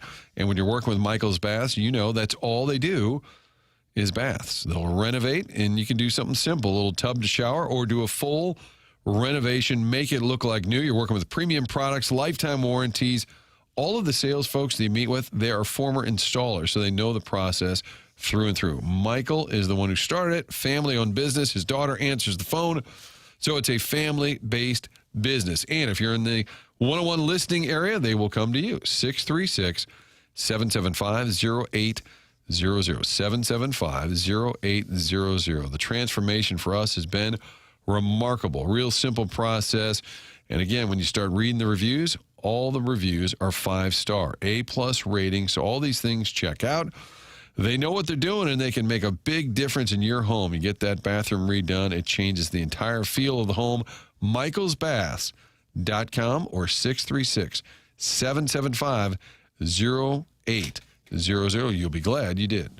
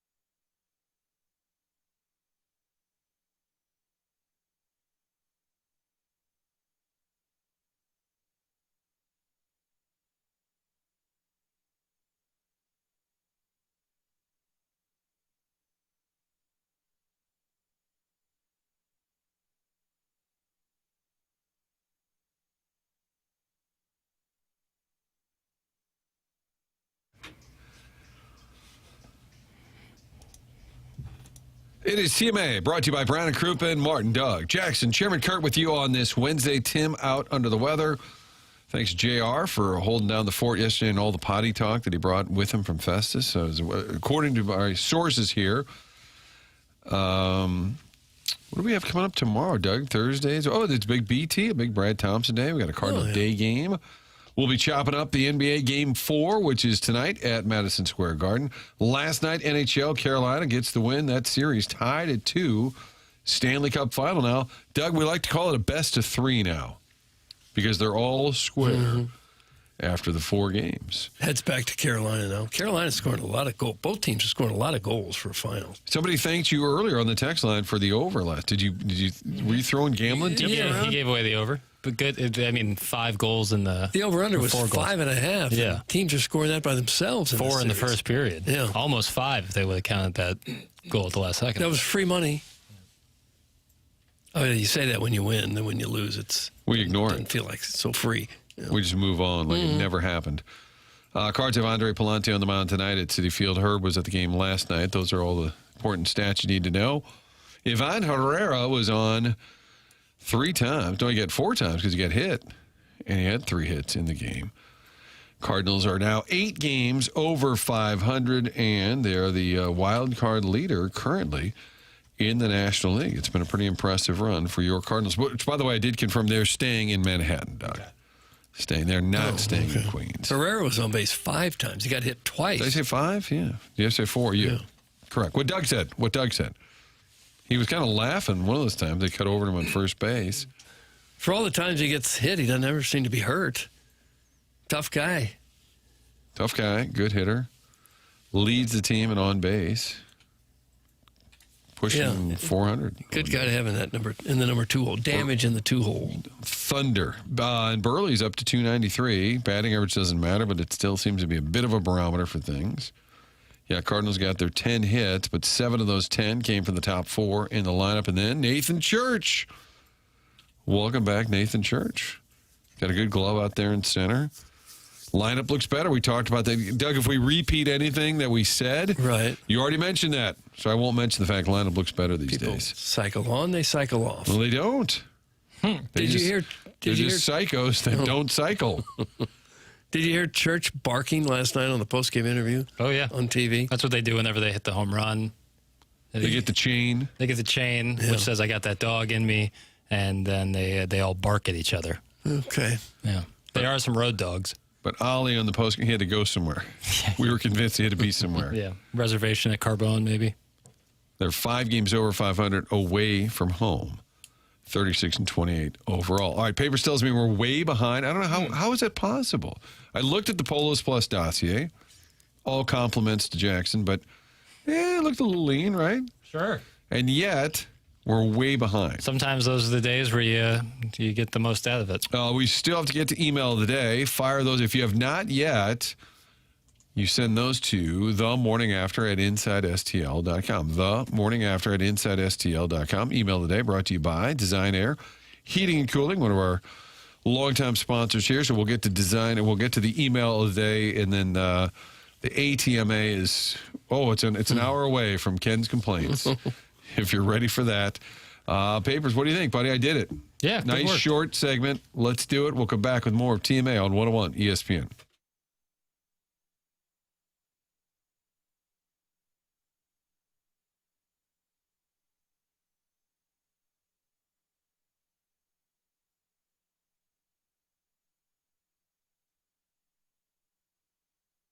Lifetime Roofing online at lifetimeroofingstl.com, serving the St. Louis metropolitan area since 2005. It's veteran and locally owned business. That's Dustin McClendon and his team at lifetimeroofingstl.com or by calling 314-800-0426. They are award-winning and A-plus rated. And you can ask about their literal lifetime warranty on new roofs in James Hardy Siding. High-end customer experience, dedicated project management from start to finish with detailed inspections before every project. No surprises mid-job. That's so important if you are looking to tend to your roof. Clear scope, clear pricing, and no change order games. With Lifetime Roofing, online at lifetimeroofingstl.com or by calling 314-800-0426.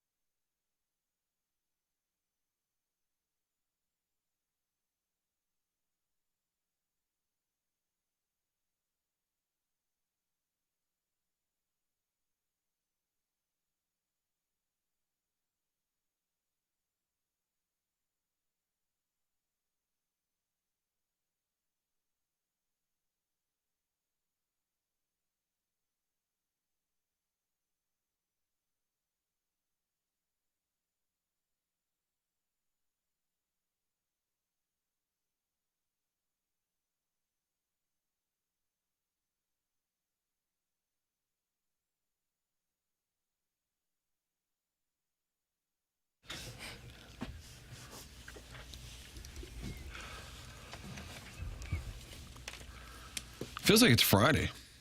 Does it? Yeah. Not to me. Although it is kind of my Thursday. I'm out Friday, Martin. Oh, are you? Yeah. I'm out on Friday. Who signed off on that? The good Kurt. Where are you going now? Are you out of town? No, I have a wedding. In town where the rehearsal dinner is Thursday Sweet night. No. I don't think I've ever mentioned this guy on the show. Dog Bill. I'm in the wedding. So Thursday night is the rehearsal dinner. Saturday, the wedding. Oh, Thursday, shooting match. Yeah. And then Friday, there's like a get together. So you intend to be hungover Friday morning? I won't. Yes. Likely. Well, not hungover. Or just but tired. Tired. Up yeah. late. I took this day off a while ago, so you won't see me on Friday. So today's kind of my Thursday. So today's your Thursday. Yeah. So tomorrow, though, it's a parking lot show? No, I got a lot of work to do. Okay. A lot of work to do. 1 foot out the door? No, not the case. They'll have 1 foot. Are your friends that aren't mentioned on the show, are they hurt? No, it's just if I can't think of a good enough nickname for them, and I don't want to just say their... Can you say his first name? No. Oh, wow. Jeez. Well, it's a unique first name. Oh, so it would give it away. Yeah. Okay. Understood. Felix. No. Good guess, though. Felix. That's a good guess. I would love to know a Felix. If you're a Felix out there, let's be friends. Alejandro is getting married. Your buddy also Alejandro. a good name. But not the name of this gentleman. Okay, fair enough. So you're out Friday, so today is your Thursday. That's right. Your Friday. Yeah, okay. Time for the designer email a day, which Tim can tell you all about the title sponsor. Design Air Heating and Cooling is online at designairservice.com. That is Seth Goldcamp and his team at Design Air Heating and Cooling, the longest-running sponsor on the Morning After, going back a decade. Design Air Heating and Cooling. And right now, they have something for TMA listeners, and that's maintenance agreements. They are effective and convenient ways to keep your system running all year long, year after year after year. They take the pressure off you as a homeowner. Design Air contacts you to schedule your air conditioning tune-up and your furnace safety inspection and cleaning. You sign up, and you can forget about it. Like all their services, maintenance visits can be scheduled at designairservice.com. That's Design Air Heating and Cooling, online at designairservice.com. All right, Jackson Burkett will do the reading, and here are the candidates for the Design Air email of the day. Dear Dossier, I was driving my hoopty to Munganess Acura when I noticed a group of deer grazing in Queenie Park. Got me thinking about the whole overpopulation hoax. Apparently they're all going to starve because there are too many of them and not enough plants. Amazing. Eat everything in sight and then act surprised when the buffet closes. I counted 5 this morning, all of them chewing nonstop like this is a sustainable business model. No one's in charge. No one's saying, hey, let's save this shrub for tomorrow. If I ran my life like these deer, I'd eat my entire pantry in one afternoon, invite 4 more of myself over for dinner, and hold a meeting about the, quote, mysterious disappearance of food. People keep saying we need to manage our population, which as far as I can tell means killing them because they might run out of food someday. Personally, I think everyone's getting ahead of themselves. Let the deer have a few more good years and let's see how the situation plays out. Anyways, I gotta run. My pet sparrow claimed the remote and negotiations have stalled. Toodles, that's from the TMA Troubadour, head Eucharistic minister of Drug Church. TMA Troubadour, the Strode program leaking into this one yet again. So did Kenny talk about deer? He said the deer overpopulation thing is nonsense. There's a whole lot of them out there. Yeah, indeed. Doug, joining the Coke crowd is laughable. We have enough elderly gentlemen men out here mining for Bolivian nose gold and riding the white rainbow to Pleasure Town. Bolivia nose gold? Yeah, we'll pass. Does cocaine have the most nicknames of any other nose beers word? Yeah. We'll pass. For those who don't know, the white rainbow is a lot like reading rainbow, minus the kids and the books and the reading. By the way, beef tallow fries are straight fire. Martin, your lack of knowledge on current culinary trends and frying techniques is almost as laughable as Dougie L. coked up waxing ecstatic? Poetic? No, it says waxing ecstatic. I think waxing poetic about discount groceries, the current outside temperatures, and random sports stats from the 80s. Either way, some culture wouldn't hurt either of you. If you really want to up your game, take a listen to Reading Rainbow / DMX theme song remix. A lot like tallow fries, it's straight fire. LeVar Burton approved. That's from Bro Fallon, PBR in a can, but never in a bottle. Didn't really care for it. Bro Fallon. Good morning, Virgin and Show. I got a bone to pick with one St. John Vianney High School. I heard the Pale Ones say just now that they don't have the engineering expertise to move the drop board from one part of the broadcasting freezer to the other, as to free up one broadcasting freezer, as to free up one Adderall star producer of playing Francesa's symphonies and shift responsibilities to a guy who gets paid to answer 3 to 4 phone calls once a day. To me, that's called efficiency. But a couple of years of listening to this program, I've come to realize that this show chooses to operate with the same efficiency as the St. Louis city and county municipal governments. If the Golden Griffins, who haven't moved to Franklin County, could maybe do a job that they graduated for and figure out how to move dated equipment, then the entire listening audience would benefit. Again, I want to be clear. This and, quote, this being a problem that apparently has persisted since something called KFNS was on the air isn't on Jackson or any other producer. We simply just can't find the manual labor to do the job. Maybe there's a CBC available, Martin? Anyways, for all the grief you guys get, wrap it up. When the broadcasting Sherpa Tim is out, today's show sucked less than yesterday's. Come back soon, Tim. Screw Chuck Todd, rolling on the Potomac. Jugs in D.C. P.S. Having Martin back makes me want to grease Doug up with beef towel and wipe him down to his britches. Jugs in D.C. with a poor email. And finally, Doug, guys, if you don't stop this Chris call right now, I'm actually contacting Scott Air Force Base and ordering an airstrike on your station. You people are audio Al-Qaeda. You all belong in Gitmo. Audio Al-Qaeda? That comes once again from Jugs in D.C. P.S. I hate radio. Then don't listen to it. He was awfully triggered today, Jugs. Jugs in D.C. And that's what we got. How productive, Jugs, were you today at your occupation? We need that third-party marketing company to email in again about how they can improve our back-end website or whatever. I like those emails. That one won, didn't it? Yeah, I believe it was a winner. it did. End of this hour, we'll hand out the email of the day winner, brought to you by Design Air Heating and Cooling. A lot of Cardinal talk on the show, a lot of beef tallow talk on the show, a lot of NHL uniform talk. It is amazing. If somebody said later today, what'd you guys talk about? Don't know. But it was good. We know it was good. We know it was good. You could always go back and revisit if you missed Coach Church yesterday, which I'm going to go back and listen. Schaefer Door Company Podcast. Schaefer Door Company Podcast. You can always go to the TMA app as well and find previous segments. I've done that myself. If you missed a little segment there, go back and find it. You can do that on the app here. BK Ferraro coming up at 11 in the Fast Lane. This is TMA brought to you by Brown and Crouppen.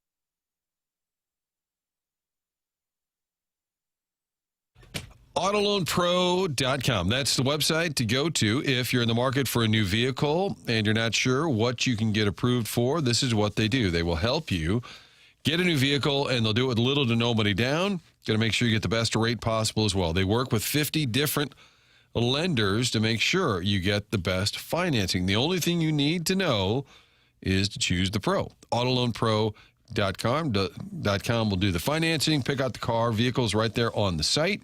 And they have that free playbook we've been telling you about for quite some time. Really a great tool for you to better understand the credit industry. So get a new vehicle, fix your credit, all in one spot. Auto Loan Pro is part of the Lita family. New vehicle, best rate, little to no money down. What a great combination. They put this together for you at AutoLoanPro.com. Get your life, get your credit back on track, and get that new vehicle. All of it, one site, AutoLoanPro.com.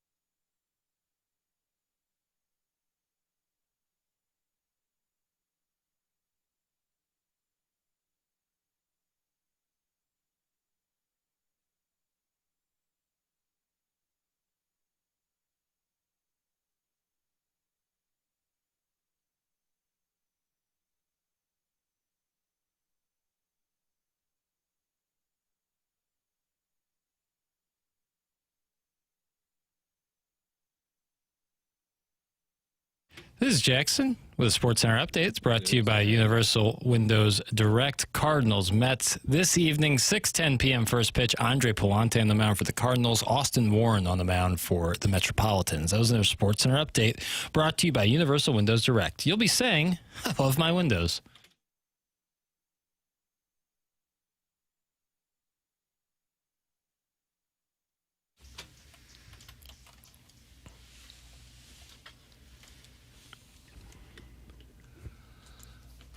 Back at the TMA studios here, 101 ESPN. Martin, Doug, Jackson, Chairman Kurt with you till 11 o'clock on the program. Much has been discussed already. Cards in New York. Game 2 with the Mets coming up tonight. Cards will be going for a 6th straight win. They're at 8 over right now. Boy, if this team can start climbing a little more, it's uncharted territory, Doug, for a team that was, what was the over-under at the beginning that we were talking? 76 and a half. No, but it was like 68. 68 and a half or something. 69. Remember when Tim said, yeah, 60. I don't know. When they opened the year, yeah, I'm saying, 68 and a half. We're about to get to some crazy, like for them not to do that would be an absolute collapse. Oh, yeah. And it just keeps moving on up. 36 and 28, so if you're going to go 60. On pace? Well, if they're, let's just say 70, which is what, if you were betting back in February, you needed to get to 70, right? They've played 64 games. Mm-hmm. All right, let's do the math. You need to go, so 70 and 92. So that means you could go, you could go 34 and 64 the rest of the way and get 70. Is that They're right? on a pace to win 91 games right now. Yeah, so if you go 30, that would definitely get you in the playoffs. 91 wins. Yeah, you get a wild card spot. But I'm saying for people to cash that, if you bet it in February, 68 and a half, 69 and a half, whatever, to get to 70 wins, they could go 34 and 64 the rest of the way. Isn't that insane? Yeah. I think your money's safe. Right. Well, yeah. You can't spike the football too early. They're an injury or two away in that top part of the lineup from being real offensive hell. Well, the worst team in the league can go 30 games under 500. Yeah. Hard to do. Things are trending up. Yes. Things look good.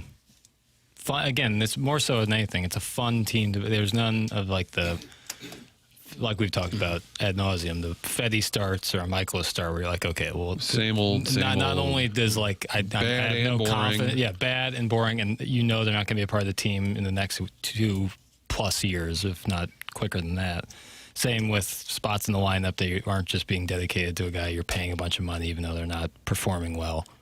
It's inspiring a little bit. Matthew Liberatore talking about the rotation specifically and the camaraderie that's going on there. All right, hit the lever, Pale. Matthew, after some off-season changes, you're one of the longest tenured pitchers on this roster. What do you make of the rotation group that you guys currently have in St. Louis? Yeah, we got a really close group of guys. I said it the other day sitting on the bench, but I think it's the most fun I've ever had, being a fan, cheering on the other 4 guys every time they pitch, too. I just feel like we all bounce ideas off of each other. We're all usually in the same place at the same time, talking about the same stuff. And I feel like we all really pull for each other when each of us takes the mound. So it's been a really fun rotation this year, and hopefully we can continue trending in the right direction and helping out our team. There you go, base hit. Ash to agate there at the end.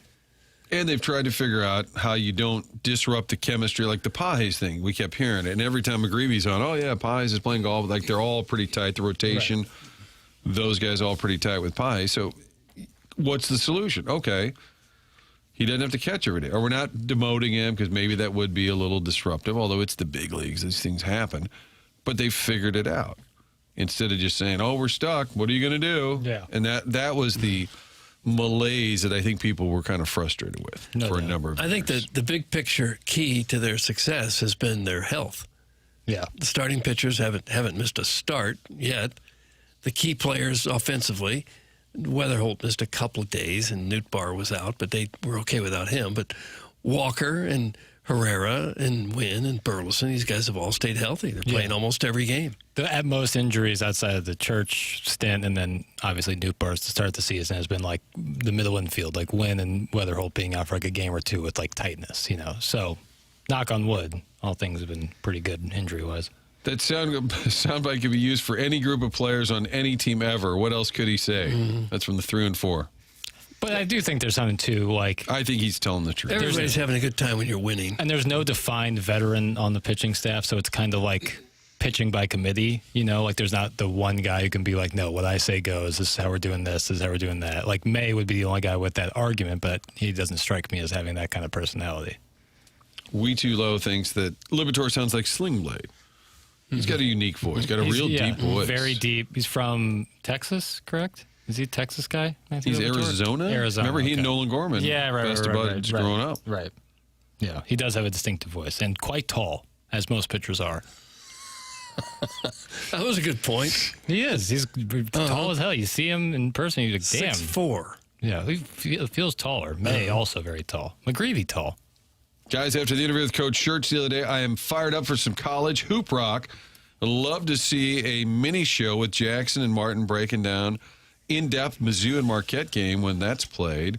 I think the audience would really enjoy a one-off like that. Thanks, guys. That's from the Forest Park Tree Mulch Monster. Let's do that, buddy, when we get a little closer. Take a look under the hood. November the 15th at the United Center. Yeah. That's what he's asking for? Yeah. Like a spinoff.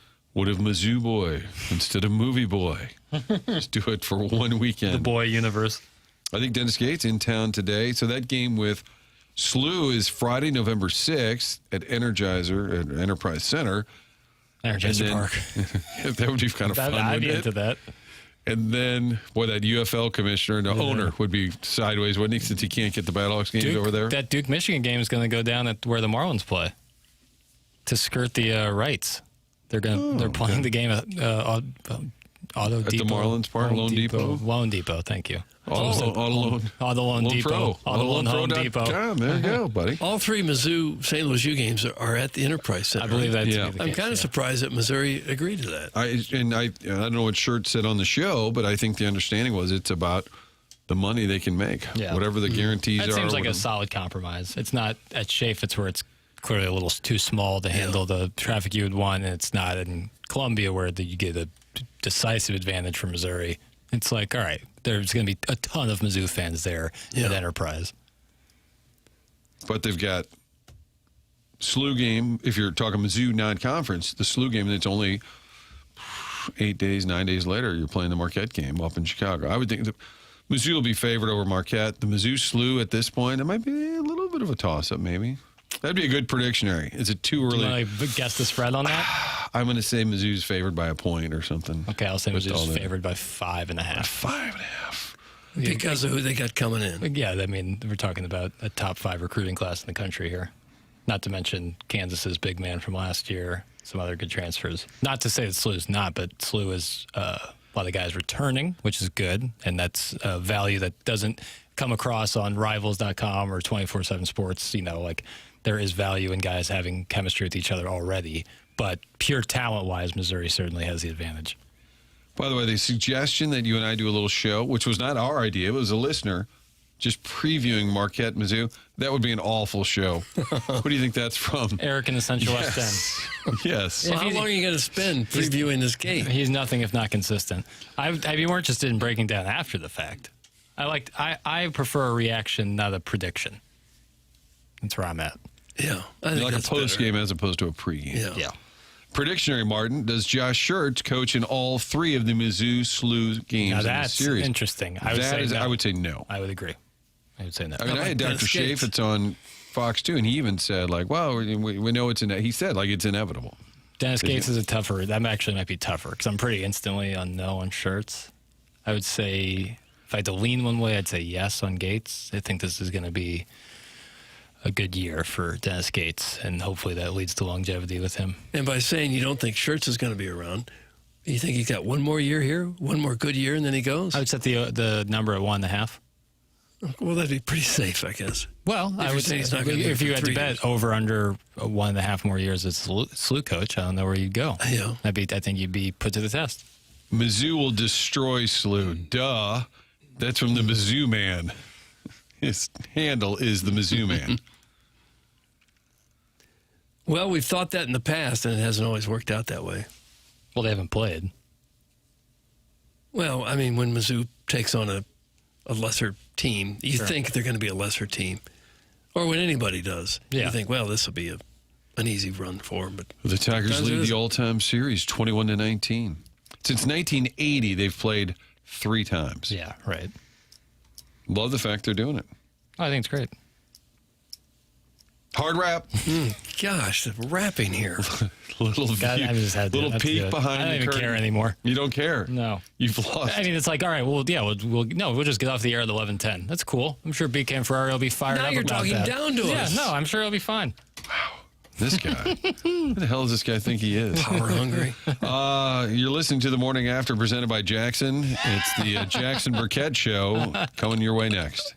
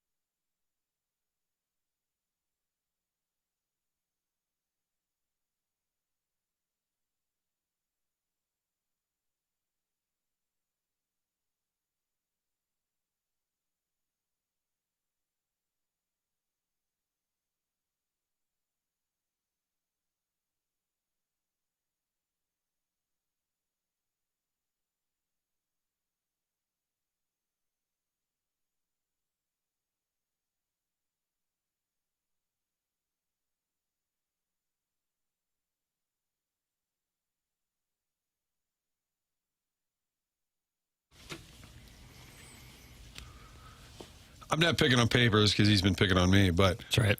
no music theme today? Not really, just... No, I mean, Sorry. it's sometimes I like to play the music, but we let the music run low on time.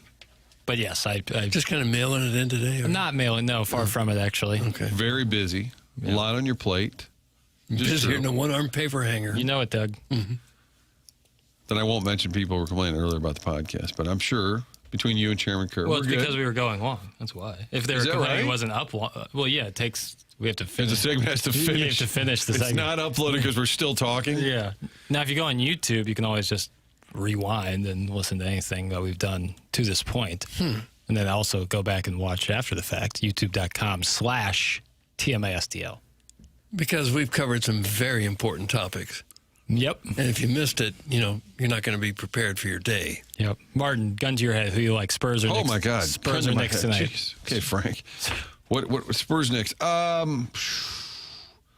I kind of feel like the Spurs will just make it a more. I'm nervous series. that's the same. I'm also nervous about that. Because you're a Knicks fan.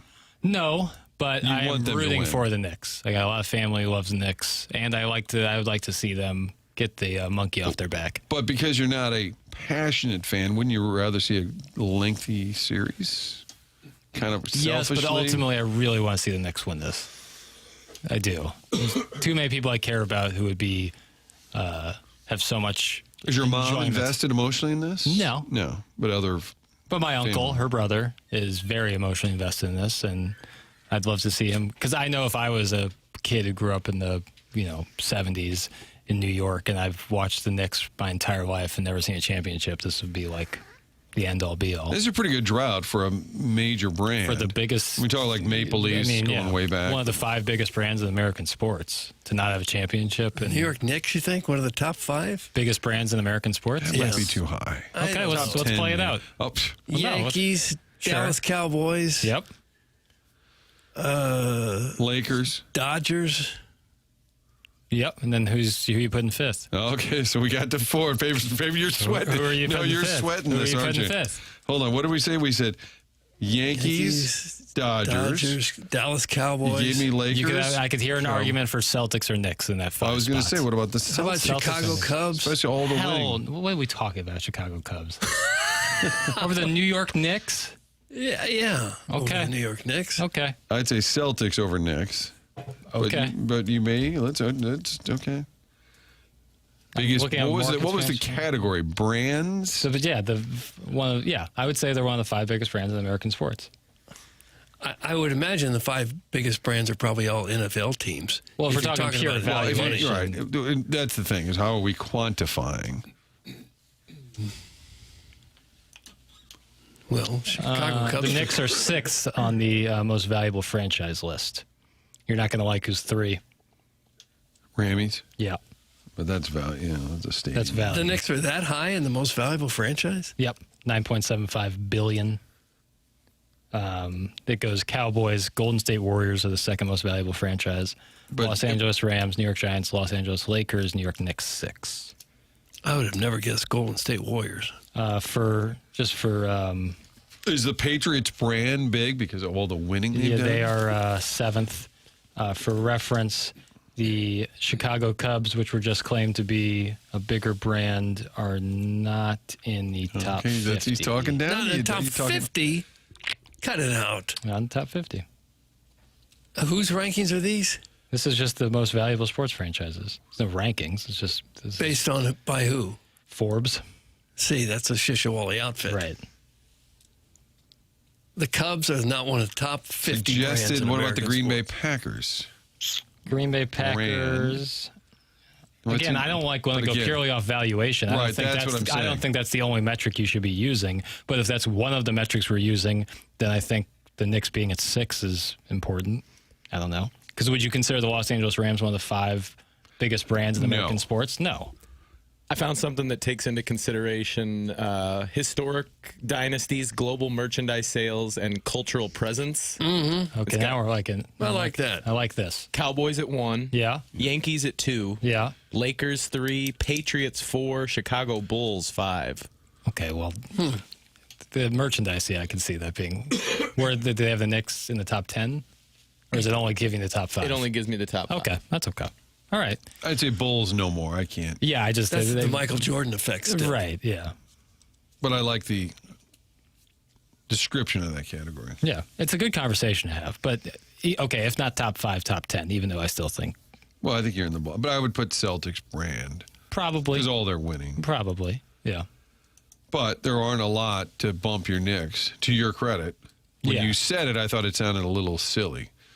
And then upon further review... I think you play it out, and it's like, how many teams are you really putting in front of something like the Knicks? It doesn't seem like they should be that high to me, just because they haven't been very good lately. No, no doubt. But there's not a lot of talk that I ever hear anybody talking about the New York Knicks.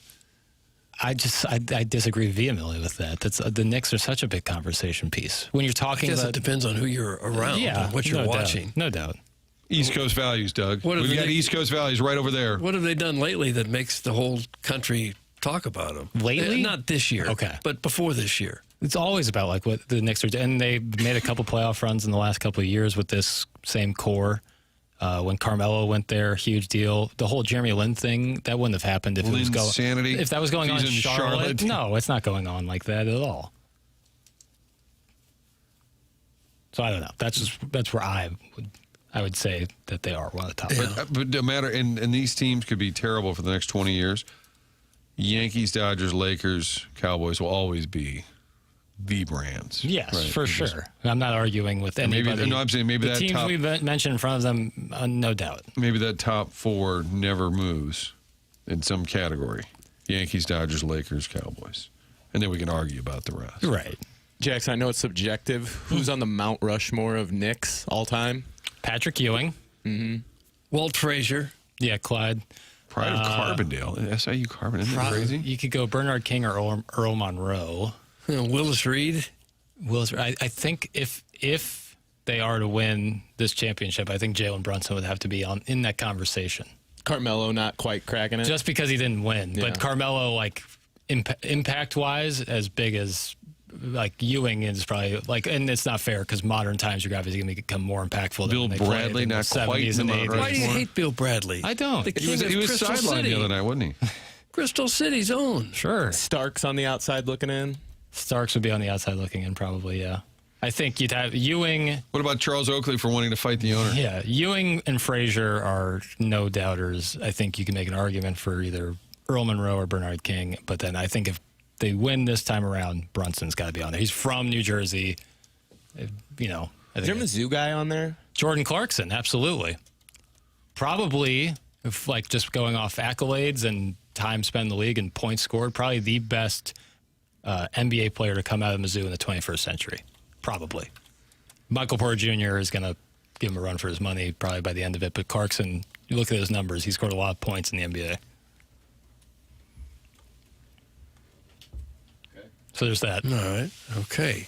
I was going to give you the Knicks all-time dream team.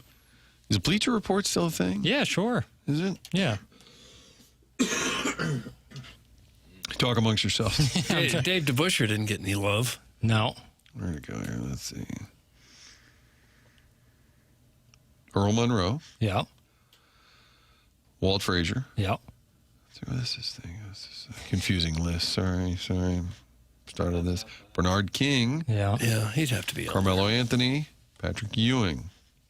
Second team. This is Bleacher Report. Mark Jackson. Allen Houston. This feels a little more recent. Dave DeBusschere. Yeah, there's Dave. Amari Stott. Morning After. It's brought to you by Brown and Crouppen.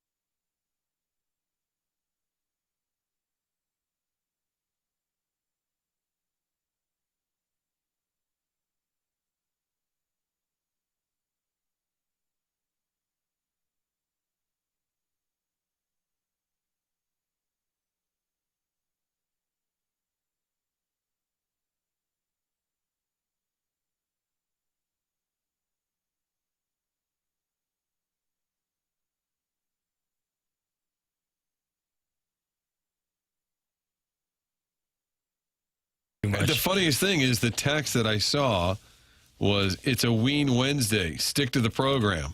That's from Neil Allen Craig Paquette for you. I can give one. I can play one Ween song for the final segment. Okay.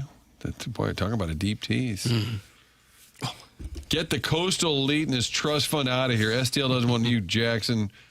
Get lost. It's from the 636. Coastal Elite. I was talking about the Knicks. Oh. Whatever.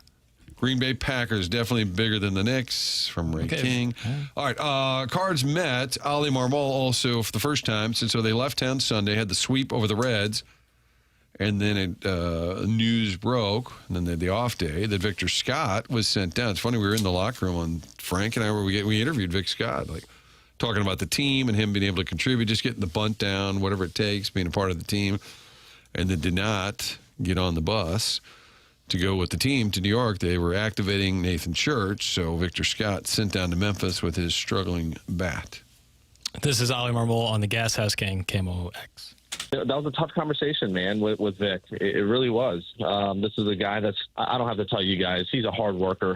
He's going to do everything you ask him to do. And it just wasn't translating at this level at the moment. There's certain adjustments he has to make. There's a certain way he's being pitched that made it really, really tough on him. But it's not because of a lack of effort, determination, or work. He's going to go down to AAA. He's going to put his head down, and he's going to do everything possible to get back up here. But in the meantime, Church is ready to go, and I'm excited to have him in the lineup. Okay. That has to be really heartbreaking as a player, young player. Do you think you're going to New York City for a couple days? Yeah. A Sunday night in New York, you got dinner plans. Yeah, I got a reservation. You Off cancel. day Monday, you got a college buddy that lives there. Playing almost every night. Think you got it made. Yeah, that's the one thing. It's like one thing like Pozo, who's like mostly sits on the bench every night and kind of knows his role in that sense. Vic Scott plays pretty much every night, or played every night in St. Louis. So, and put together not like a groundbreaking weekend, but his series against Cincinnati was certainly better than his previous sets of games. I wonder if he had any. He was a little low key in that Sunday post game, but I mean, they're literally packing the bags, getting on the bus to go to the airport. So it'd have to be like, oh, let's go. No, he's talking to reporters. Can't tell him just yet. Well, if he just like spent the entire time talking with you, so like he sees like Ollie like looking and Descalso waving him. He's like, hey guys, anything else for me? Yeah, just buying time. I got to use the bathroom real quick. That would suck. I mean, it's a big league life. You're having fun. But if you did have a buddy in New York, hey, I'll be there, and then you call him and say, hey, I got sent down. Right. You hear all the stories about how people are so excited when they get called up, calling the parents and everything, and remembered right where they were. There's an opposite story, too, going the other way. Right. Somebody's had their heart ripped out. Right. Well, it's part of the roster churn. But as soon as you get sent down, you can get sent back up, you know? Yeah, if you perform. Yep. Yeah. The opportunity is still, balls in your court, essentially. Then you go down there and you see that buy. You're like, oh, gosh. Yeah, then you start sweating. Hey, did I hear you play center, dude? That home Do run. you have to play center? If I'm Vic Scott, hey, why don't you try left field for a while? You ever heard of something called third base? The home run he hit last night, talking about Joshua Baez. Crazy. Where'd it go? I don't know. I don't know if it's landed yet. 113 off the bat. The pitcher immediately put his hands in his head in his hands. Just immediately, as soon as he heard the noise of it, it was a beautiful homer. And that was number 18 on the year, right? Yeah. Yep. Guys, why is everyone so hard on Scott? And then the free pass for the absolute worst player on the team, Gorman. There's no one giving Nolan Gorman the free pass. I think people are exhausted by the topic. I can assure you that Nolan Gorman's lack of production is not a topic that's going under the radar in St. Louis. Right. And the difference is Gorman has had one big year where he had 27 homers and 76 RBIs. So people see that, I think, as the potential for him. If he did it then in 2023, why can't he keep doing it? And I would also say we're not really being hard on Scott as much as we're discussing his situation. It's objective statistics here. Like it's not personal. But with Gorman, I think it's been talked about. I think everybody's kind of at the same point. Like, all right, what are you going to do? It's a topic that has been, I would say, exhausted. All right, we got to get to break. Last one, papers. Are we on time, buddy? We'll come back with a little Ween. Yeah. All right. What? No, that's what they're asking for. Yep. The music of Ween, Doug. What are you new here? I guess so. Okay. All right. We'll also have the winner of the email of the day. They get a special prize pack from Jackson. No.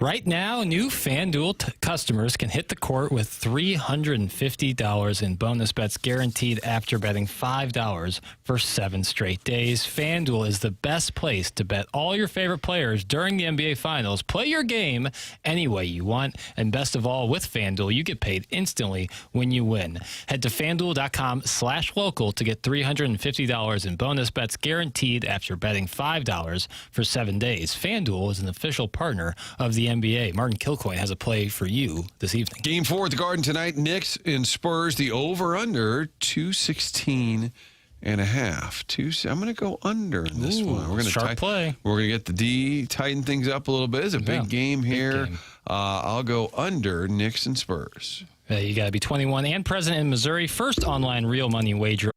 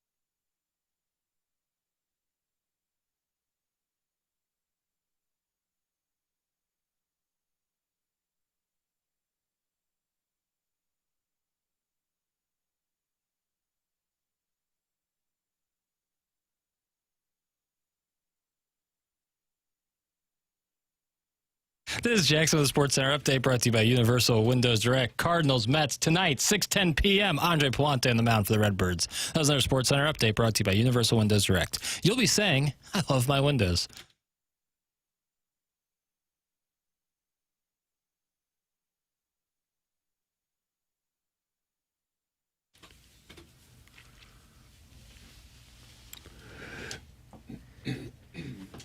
God, it's almost as if the text line programs the show. They'd like to. It's a Ween Wednesday. Too bad we're out of time. Guys, the show sucked today. That's all. Have a great day. That's from the Afton Altar Boy. Big Tuft, average show. Thanks, Big Tuft. You don't get to rate it. We're doing our best, Doug. We're plowing ahead. Tim's out under the weather. I started today. If you asked me, I'd say I was about 70%. Now I'm about 60%. We'll bring the heat. You lost 10%. I lost 10%. It just took it out of me. Papers got beat up today as well. But we do have a Design Air Heating and Cooling Email a Day winner, and the winner is the TMA Troubadour with the victory. Ding, ding, ding, ding, ding. Nice clock management, Jackson. Yeah, my bad. That's what it is. Just telling you. All right, BK and Ferrara are on deck, followed by the Fast Lane. And then there's that Ken Complaint show that's coming your way as well. ATMA. We'll see you back here 7 a.m. on Thursday.